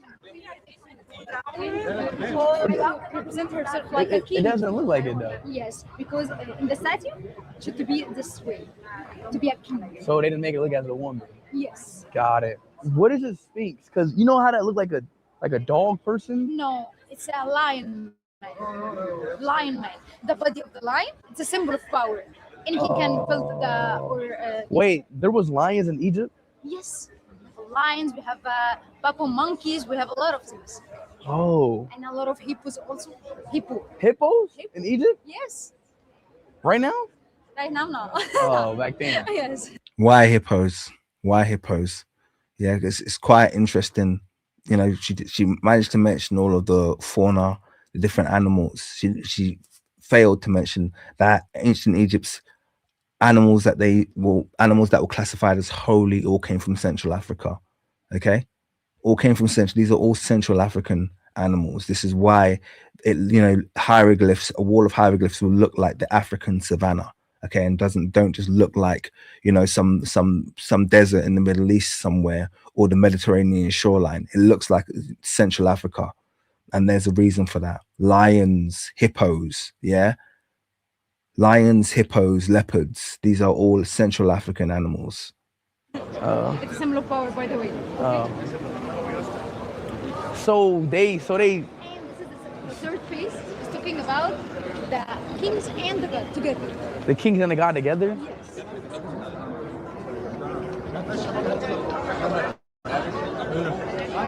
I'm not. See, look, I'll be honest. I forgot. I probably learned a little bit about this when I was like probably like 10 years old, 12. So I can't even remember. No. See? No. 7,000 years, maybe. Huh? 7,000 years. 7,000 years. It's a lot of these artifacts. Talking about the artifacts. Okay, this. So The first one, this is God Betah. Okay, I told you this is the mix between the gods and kings. Okay? so which one's the god? The god Betah, the first one. Okay. So he was a of god? everything. Yes. The god Betah and Ramses the second. This is the king. Okay, and this is the lion female. She is a god also. God Sekhmet. The Wow. god of war. So we're looking at gods. Who get this one? Oh. Sarcophagus. It's a huge sarcophagus. Okay, made from also granite stone, and it took shape the deceased version. Holy. This is a real tomb. Yes. So and we have it here like. Wait, how did he make these, bro? How did they carve it? How did they carve It's it? very hard. We didn't know the tools. We have like a small tools, like a hammer or something like that. It's a very hard to can't imagine glad how she they actually- carve on this. It's a very hard tool. We don't have tools. I'm glad she admitted we don't have the tools. It's a very hard tool. So there's a lot of guesswork, and there are tools that obviously exist, but a lot of this is just guesswork. They don't know which tools they use to create a lot of these monuments. Okay, they have ideas, but none of the ideas match the position. So there has to be the admission that there is lost technology here. There's lost there's lost access to tools and techniques. So even that guy saying, "Where's you? It's a skill issue. You know, you don't have the technique. You don't have the technique." It's kind of like, you don't know what the technique was. You're only guessing. You know what I mean? You're sitting there talking about, how the pyramids were built when you don't even know how they created a single block. Literally, they have no idea how they created blocks with perfect right angles to construct the pyramids. So you're talking about how the pyramids were constructed, but you don't even know how they made a brick. So how you gonna what are you doing here, man? So we don't even. So basically, what you're saying, we don't know. We don't know. Yes. But I'm glad she said that, because that contradicts what I said earlier. I said it's very rare that you'll hear an Egyptologist say we don't know. So I'm really glad to hear her say that, because that shows a level of maturity that I didn't think they were capable of. So that was good. That's insane. Nowadays we use like laser or something like that. This way. From this Bro, the pyramids history are the biggest mystery, low-key, in the world, man. Bro, yeah, bro. Egyptian history is probably the biggest mystery in the world. Yes. I'm not gonna lie to you. Okay, so We're gonna now dive inside the two galleries of King Tutankhamun, recently opened on November the 4th, 2025. We are amongst the first people to witness and look at the treasures, the spectacular treasures of King Tutankhamun. and what is kingdoms and crowns? What's what? King Tutankhamun. yeah. King Tutankhamun. He ruled Egypt for less than 10 years, but he is the most famous Egyptian king because his tomb was discovered intact, nearly intact, by the British archaeologist. It was discovered pretty much intact, but it didn't stop them from going post haste to destroy as many artifacts as possible. I've spoken at length, and I will be mentioning in my book about the use of amyl acetate and other compounds that were used to strip the varnish and the paint from the surface to lighten the appearance of many of the Ashabtis. There was a lot of tampering that took place. King Tutankhamun himself was cut up into several pieces. He was completely dismembered. He had his golden mask and his crown ripped from his head. These people treated him and his tomb with zero respect. Now, obviously, I'm not blaming Egyptians for this because this happened in 1920 and this was done under the auspices of the British. So I'm not in any way, shape or form blaming the Egyptians for this. But it's just important to note that even stuff that they found relatively intact, they found a way to tamper with it extensively. Howard Carter as I mentioned, in 1922. We're gonna now head to the mask, the iconic mask of King Tutankhamun. Wait, the mask? The mask. This is it's made of pure gold. It's 22. Now they didn't let you film. In fact, they moved it because when I was in Egypt, the mask was in the old Cairo Museum, and they had a room for it.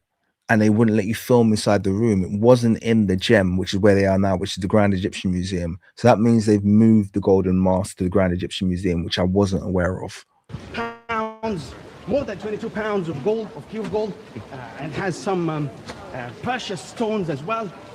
It's magnificent. You see how the craftsmanship and the skill craftsmanship of those craftsmen in. And the funny thing is now they've also changed tune as well, because they were initially were saying that the golden mask wasn't of Tutankhamun, it was of someone else, and they rushed when he died. They rushed and gave him someone else's golden mask. Now, obviously, I've done substantial kind of investigation into the artifacts of King Tutankhamun, and there's no doubt whatsoever that the golden mask is a depiction of King Tutankhamun. The issue is there's so many duplications of the golden mask out now. It's very difficult to know if you're looking at the actual genuine golden mask and if it's been changed, because even the phenotype of the golden mask has slightly shifted. But I'm interested to see what they show him here. Nearly more than 3,400 years ago. Oh, what's that? It's a black. It's a replica of the mummy, and all the wrappings, the bandages that were surrounding the body. So that's a replica? Yes, the mummy is still in. Shout out Wesker. Sorry, I'm gonna let it play in a second. He said, King, you need to get those record glasses for your museum. Got him. I got them already, bro. It was actually a Christmas gift. So yeah, I'll be here they are. Look, right here. Look, they're right here. So don't worry, when I next time I head up to Egypt, yeah, I'll be recording on the sly. On the sly, don't worry. Yes, don't you worry about that. Yeah, but shout out Wesker.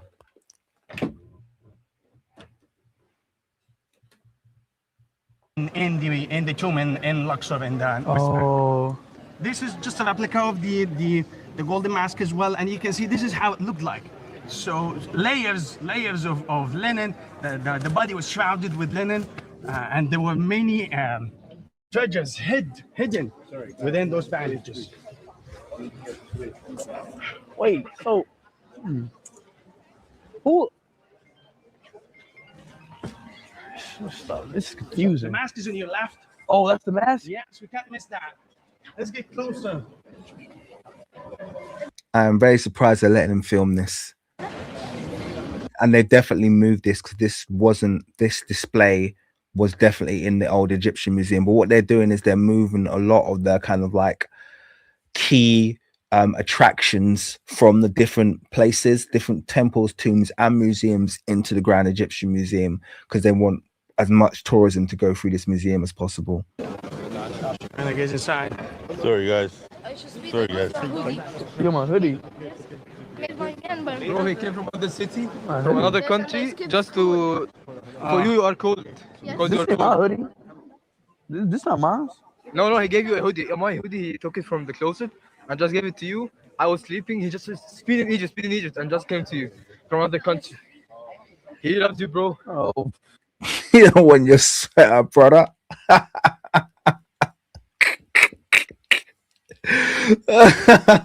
You don't want your sweater, man. Oh, dear. If I can take a picture with him. yeah. Speed's like, keep your damn jumper, man. What's the one to, man? Yes, perfect.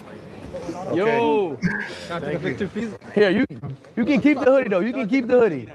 You can keep the hoodie. Though. One picture, Please. Oh, it's a gift? Okay. Speed's like, this ain't my hoodie. He's like, yes, it's my hoodie. He took from my closet because he just wanted to see his. It's like, take your damn sweaty hoodie back, bro. What's wrong with you, man? Uh-huh. All right, man. Thank you. That was kid, man. He seen I was cold.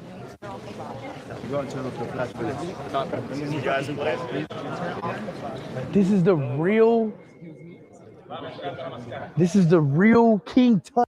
They're letting him film it, and hey, it looks like the genuine one. That looks like my African brother, King Tutankhamun. King Tut mask right there. Looks like the real deal there. Yeah, undeniably African feature. Now, don't get it twisted. They will do what they can with the light. They are very manipulative with light to make it look like things aren't supposed to look like they're supposed to look like. But they, that's the African boy's face, man. That is crazy, chat. Yes. We are really looking at King Tut mask. We are That is looking- King Tut right What we there. are looking at is considered to be the most expensive and the it's priceless. This mask, people come from everywhere to take a picture with that mask. We see King Tut with the royal headdress, the striped headdress. It's magnificent. Look at the very intricate details and the very useful and graceful look on his face. The eyes are inlaid with obsidian stone. It's coming from Turkey. It's beautiful. Bro, this chat, I'm not gonna lie, bro.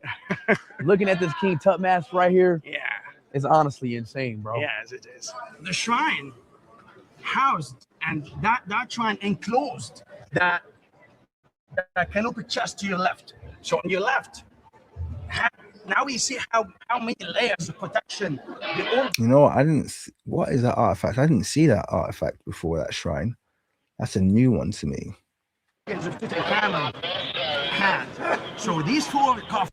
And by the way, it's possible that the obsidian could have come from Turkey. That's not a big deal, different materials were filtered from different places. Lapis lazuli, for instance. So yeah, they used to get precious materials from elsewhere. It's neither here nor there. It was Kemet and was a civilization that used to trade with lots of different places. That's I don't think that's you're giving up anything by admitting that a material comes from somewhere else. What's interesting is we're looking at the Chronopic jars here, and I speak about these all the time. The fact that they repainted the black. Okay, so all of the black was reintroduced recently to basically communicate the idea that the alabaster is the target color, like to say that, oh, he was like, it's ridiculous. These things were completely devoid of color and paint when they found them, or they stripped it off. But there's nowhere on earth that it just had these kind of like black outline, and that's not a Kemetic, that's not a Kemetic protocol. It's not a style that they use for anything that they did. Things would be either in full color or no color at all. On top are the productions. So they had smaller tombs. Was that the babies? No, these are coffins for his organs. They made an incision here. Coffin for his organs? Yeah. So they used to make an incision here and extract the organs, remove them, and embalm them for the afterlife. And their main priority is to protect the organs and the body. So they put the organs inside these coffins, and these coffins go inside these four separate jars, and then we cover that canopic chest. That chest is covered, and then it goes within the shrine. You see how many layers of protection. We're gonna pass by the 3 anthropoid coffins to see also this was their main priority.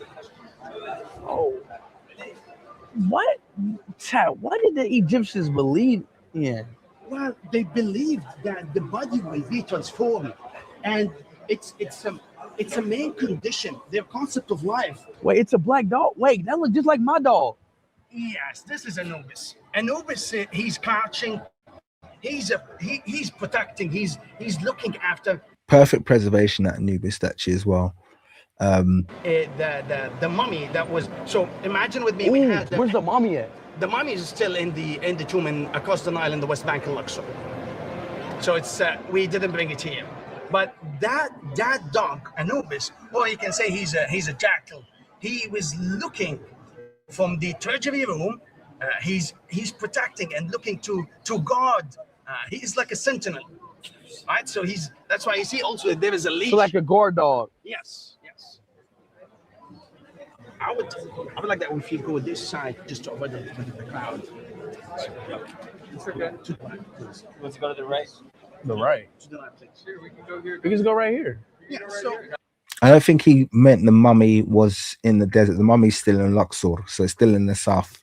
So they haven't transported it. They've tried to, as much as possible, I would say, keep things in situ, but it's already been. I mean, it doesn't make any sense because they've just transported so many different mummies to different places.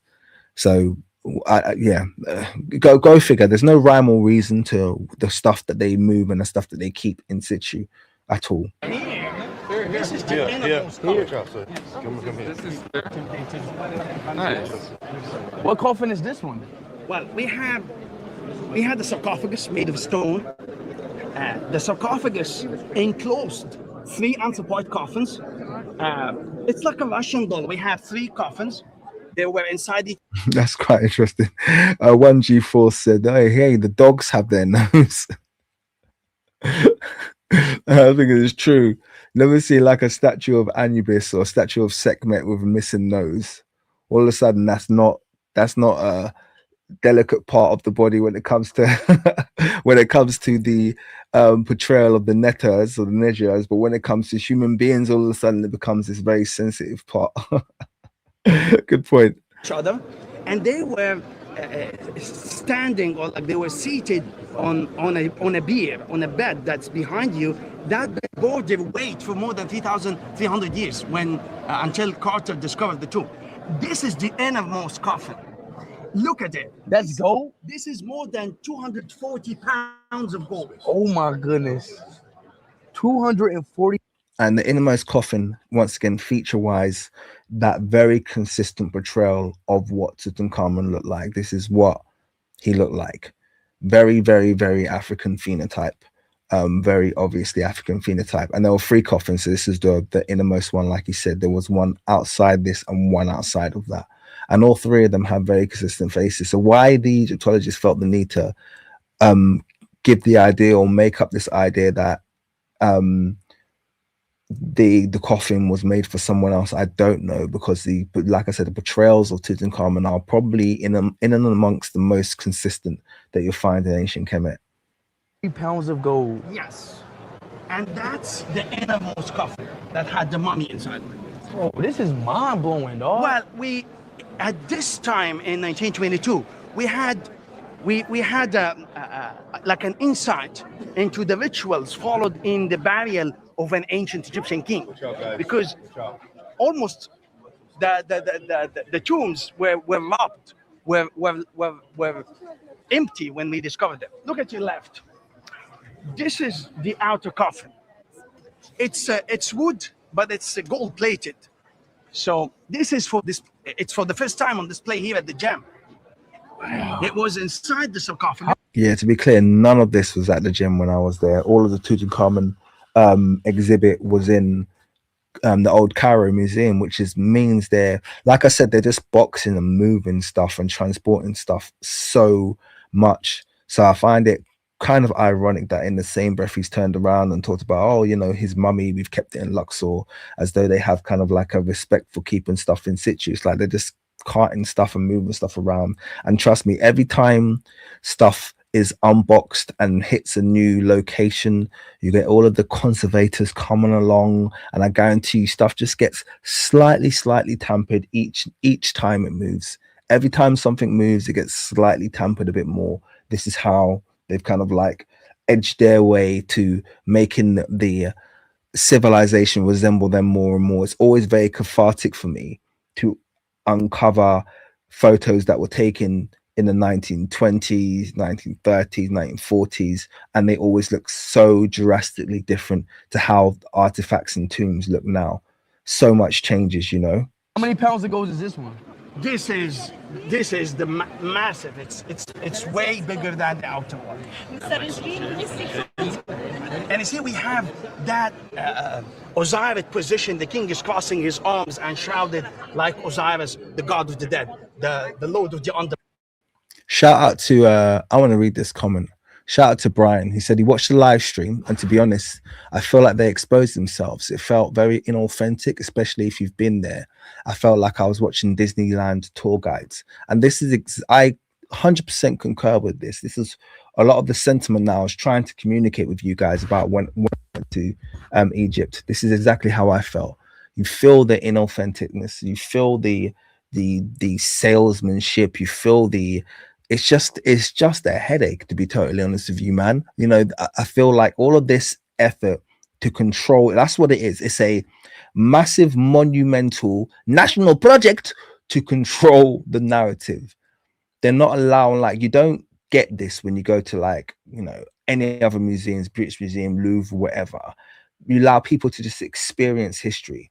These people don't want people to experience history. They want you to buy into their history. You're there to participate in a purchase of history. That's what you're doing. Do you understand what I mean? They don't allow none of these people being allowed to just go around and experience history. Everything about modern Egypt is about controlling the narrative of ancient Egypt. And people, I think, are picking up on that on a subconscious level, that they're just trying to place things and display things and have someone at every juncture to control the information that they're receiving about this civilization, and not just be able to observe it and make the decision for themselves what it's communicating to them, you know. Shout out to you anyway. I like that comment.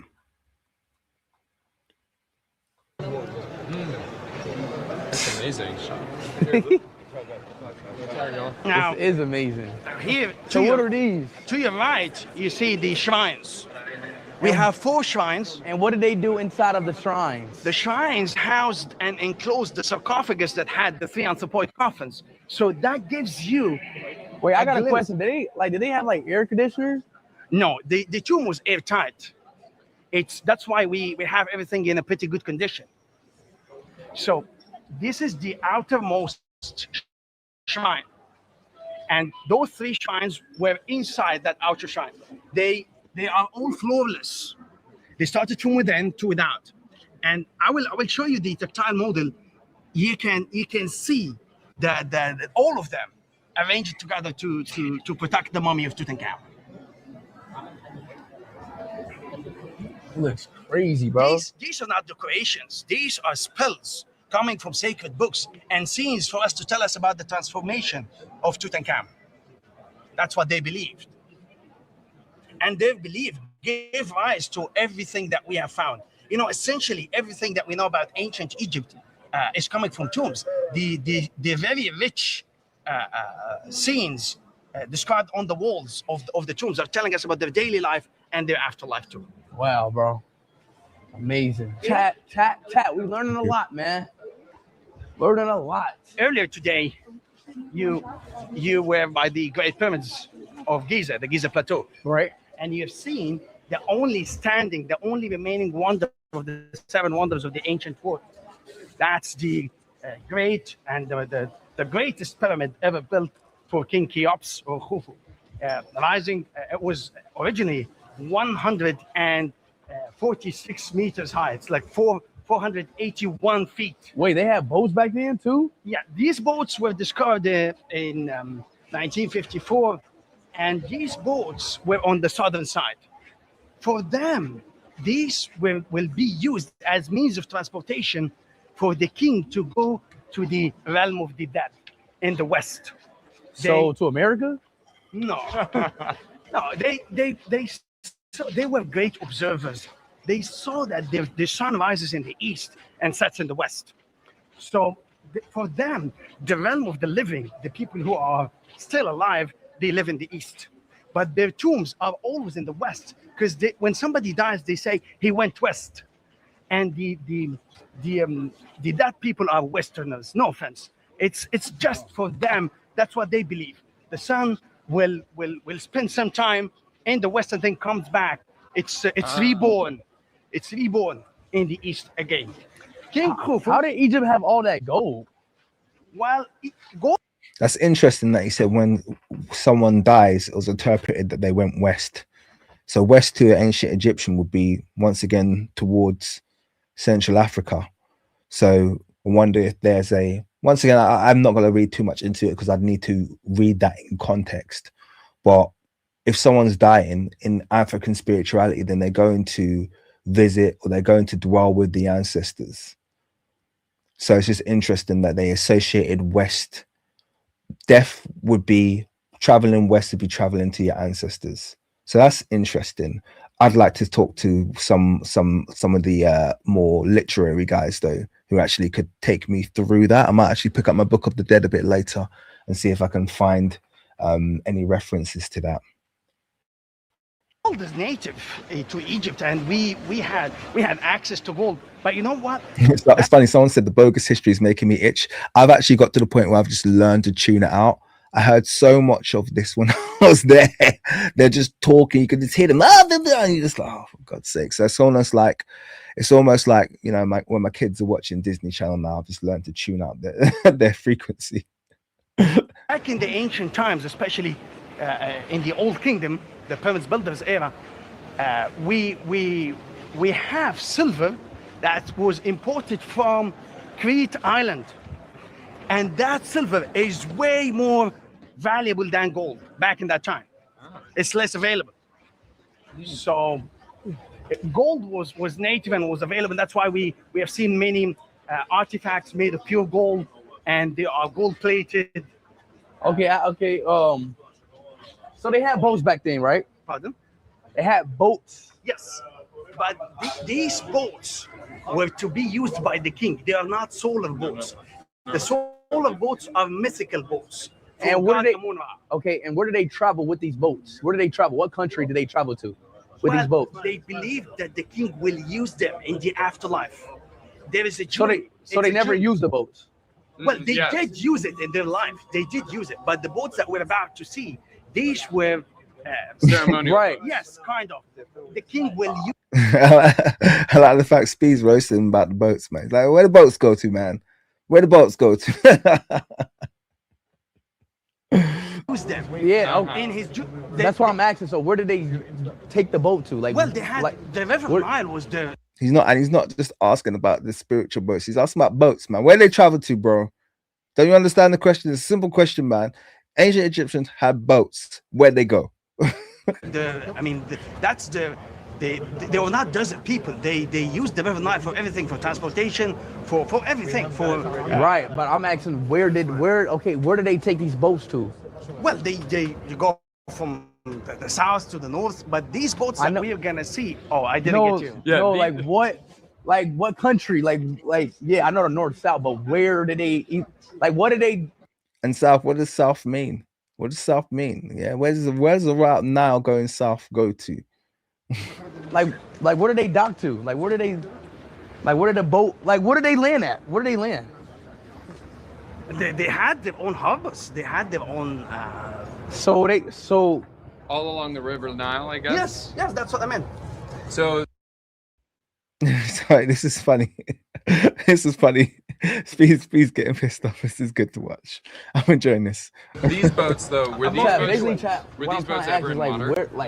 Did the Egyptians ever go to Europe? Did they go to freaking Spain? Spain is right there. Like, did they take the boat to Spain? Did they take the boat to? The Greeks came to Egypt. No, this guy just said with authority, no. What are you talking about? What you talking like? How can you just say with authority, no? when the Egyptians are literally known for colonizing most of the known world? What are you talking about? No. Near enough every single European civilization has a story about being seeded by the Egyptians. Yeah, we're talking about colonies seeded up in the Black Sea region. Yeah, Colchids, who said they were the descendants, yeah, of the ancient Egyptians. Yeah, we're talking about Eastern Europe there. Ancient Egyptians seeded civilizations all around the Mediterranean, all the way. Like, come on, man, seriously. How can you just say no with so much authority, like you've never picked up a history book before? If that's a question, no, they were used, I think, in Egypt. Only in Egypt. I think in Egypt. So Egyptians only traveled up and down the Nile inside their boats, and Egyptians never went anywhere. This is what I mean by grift, man. What the heck, man? Yes, that's what we know of. We don't know that though. We don't know if they only. That's what we know. Who told you that? How do you know that? I thought this guy was a flipping Egyptologist. He's talking about they only ever use their boats to go up and down the Nile. Like, that's just historically illiterate. Like, what the heck, man? Egypt. We can't tell where a boat went. Oh, so this is the boat. Wow. Oh, it is. One of them's completely restored, not a single nail. And the other one will undergo live restoration for the next 3 years. So it's literally history being made in front of your eyes. Wait, what do you mean? One of them is completely restored. These people are so irritating, man. Oh God.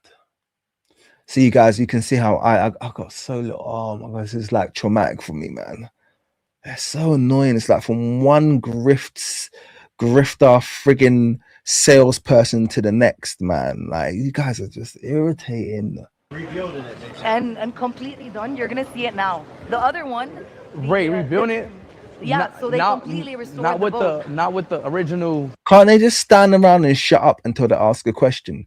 That's what a good frigging guide would do, innit? Yeah. Shut the hell up to ask the question. Everyone will tell you. Yeah, so the boat. Okay, both sides of his ears. So listen. Back to boat. The boat was destroyed over the span of 1.5 years. As you can see, it's a miracle. And once again, let's just buy him back into that narrative. Like, we're gonna accept that we're the ancient Egyptians, we did their thing, but we're also going to adhere to the Eurocentric viewpoint that Africans didn't contribute to any other civilizations, they were only contributed to. So if we had any contact with Asians, it's because Asians traveled here. If we had any contact with Europeans, even though they had no civilizations that were anywhere near comparable during this time, they were literally living like troglodytes. We're going to say that they're the ones who got in their ships and they visited Egypt, not the other way around. Like, what the hell, man? The oldest surviving organic piece in Scotland's named after an Egyptian queen, Scotia. Okay, that's Scotland's founding story, is that it was founded by an ancient Egyptian queen. Yeah. So many European cities have stories. Par Issy, Paris. Yeah, House of Isis. Par Issy, House of Isis. Yeah. So many European cities were said to be founded. The Macedonians were founded by Setro I, who's said to be Senusret I. Mycenaros, the Mycene, okay, that's founded by Menkaure. There's so many cities across the Mediterranean in Europe that was said to have been founded by the ancient Egyptians, and this dude's like, yeah, their boats didn't go nowhere. In history, this is the oldest one. This is right here. Yes. So this is the oldest boat in history. Yes. What? And to your right, you can see the skeleton. The skeleton for the second one. Here you can see this is skeleton. Egypt-Japan cooperation on your map. So if they're building the oldest boat in history, did they just suddenly just stop with their boat technology? On your right. Yes. So they're going to start They already have put the first pieces, and they're gonna continue, and the guests will witness that actually.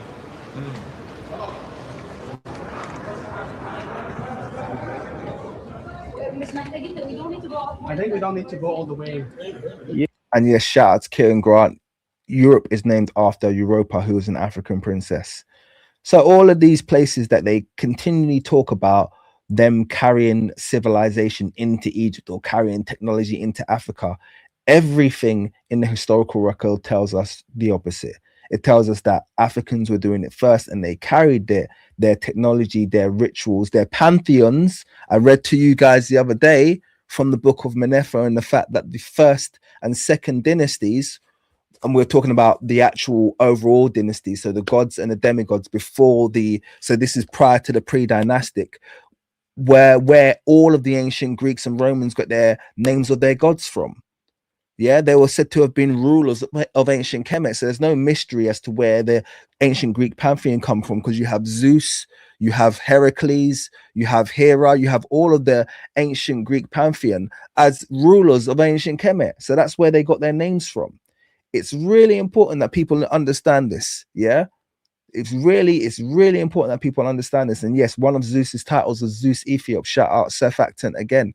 Okay, Zeus Ethiops. That means essentially Zeus of the Ethiop. Well, that's where I think that's where the Ethiopians got their name from. They were said to be the descendants of Zeus, and Zeus was an African, and Zeus was depicted as an African. These are parts of history that they do not want to discuss.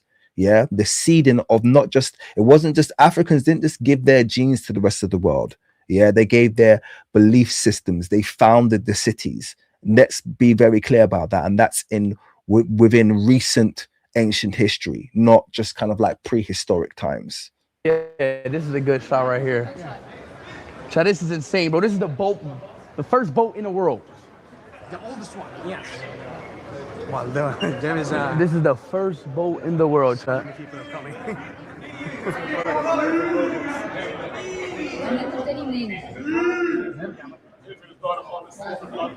Huh?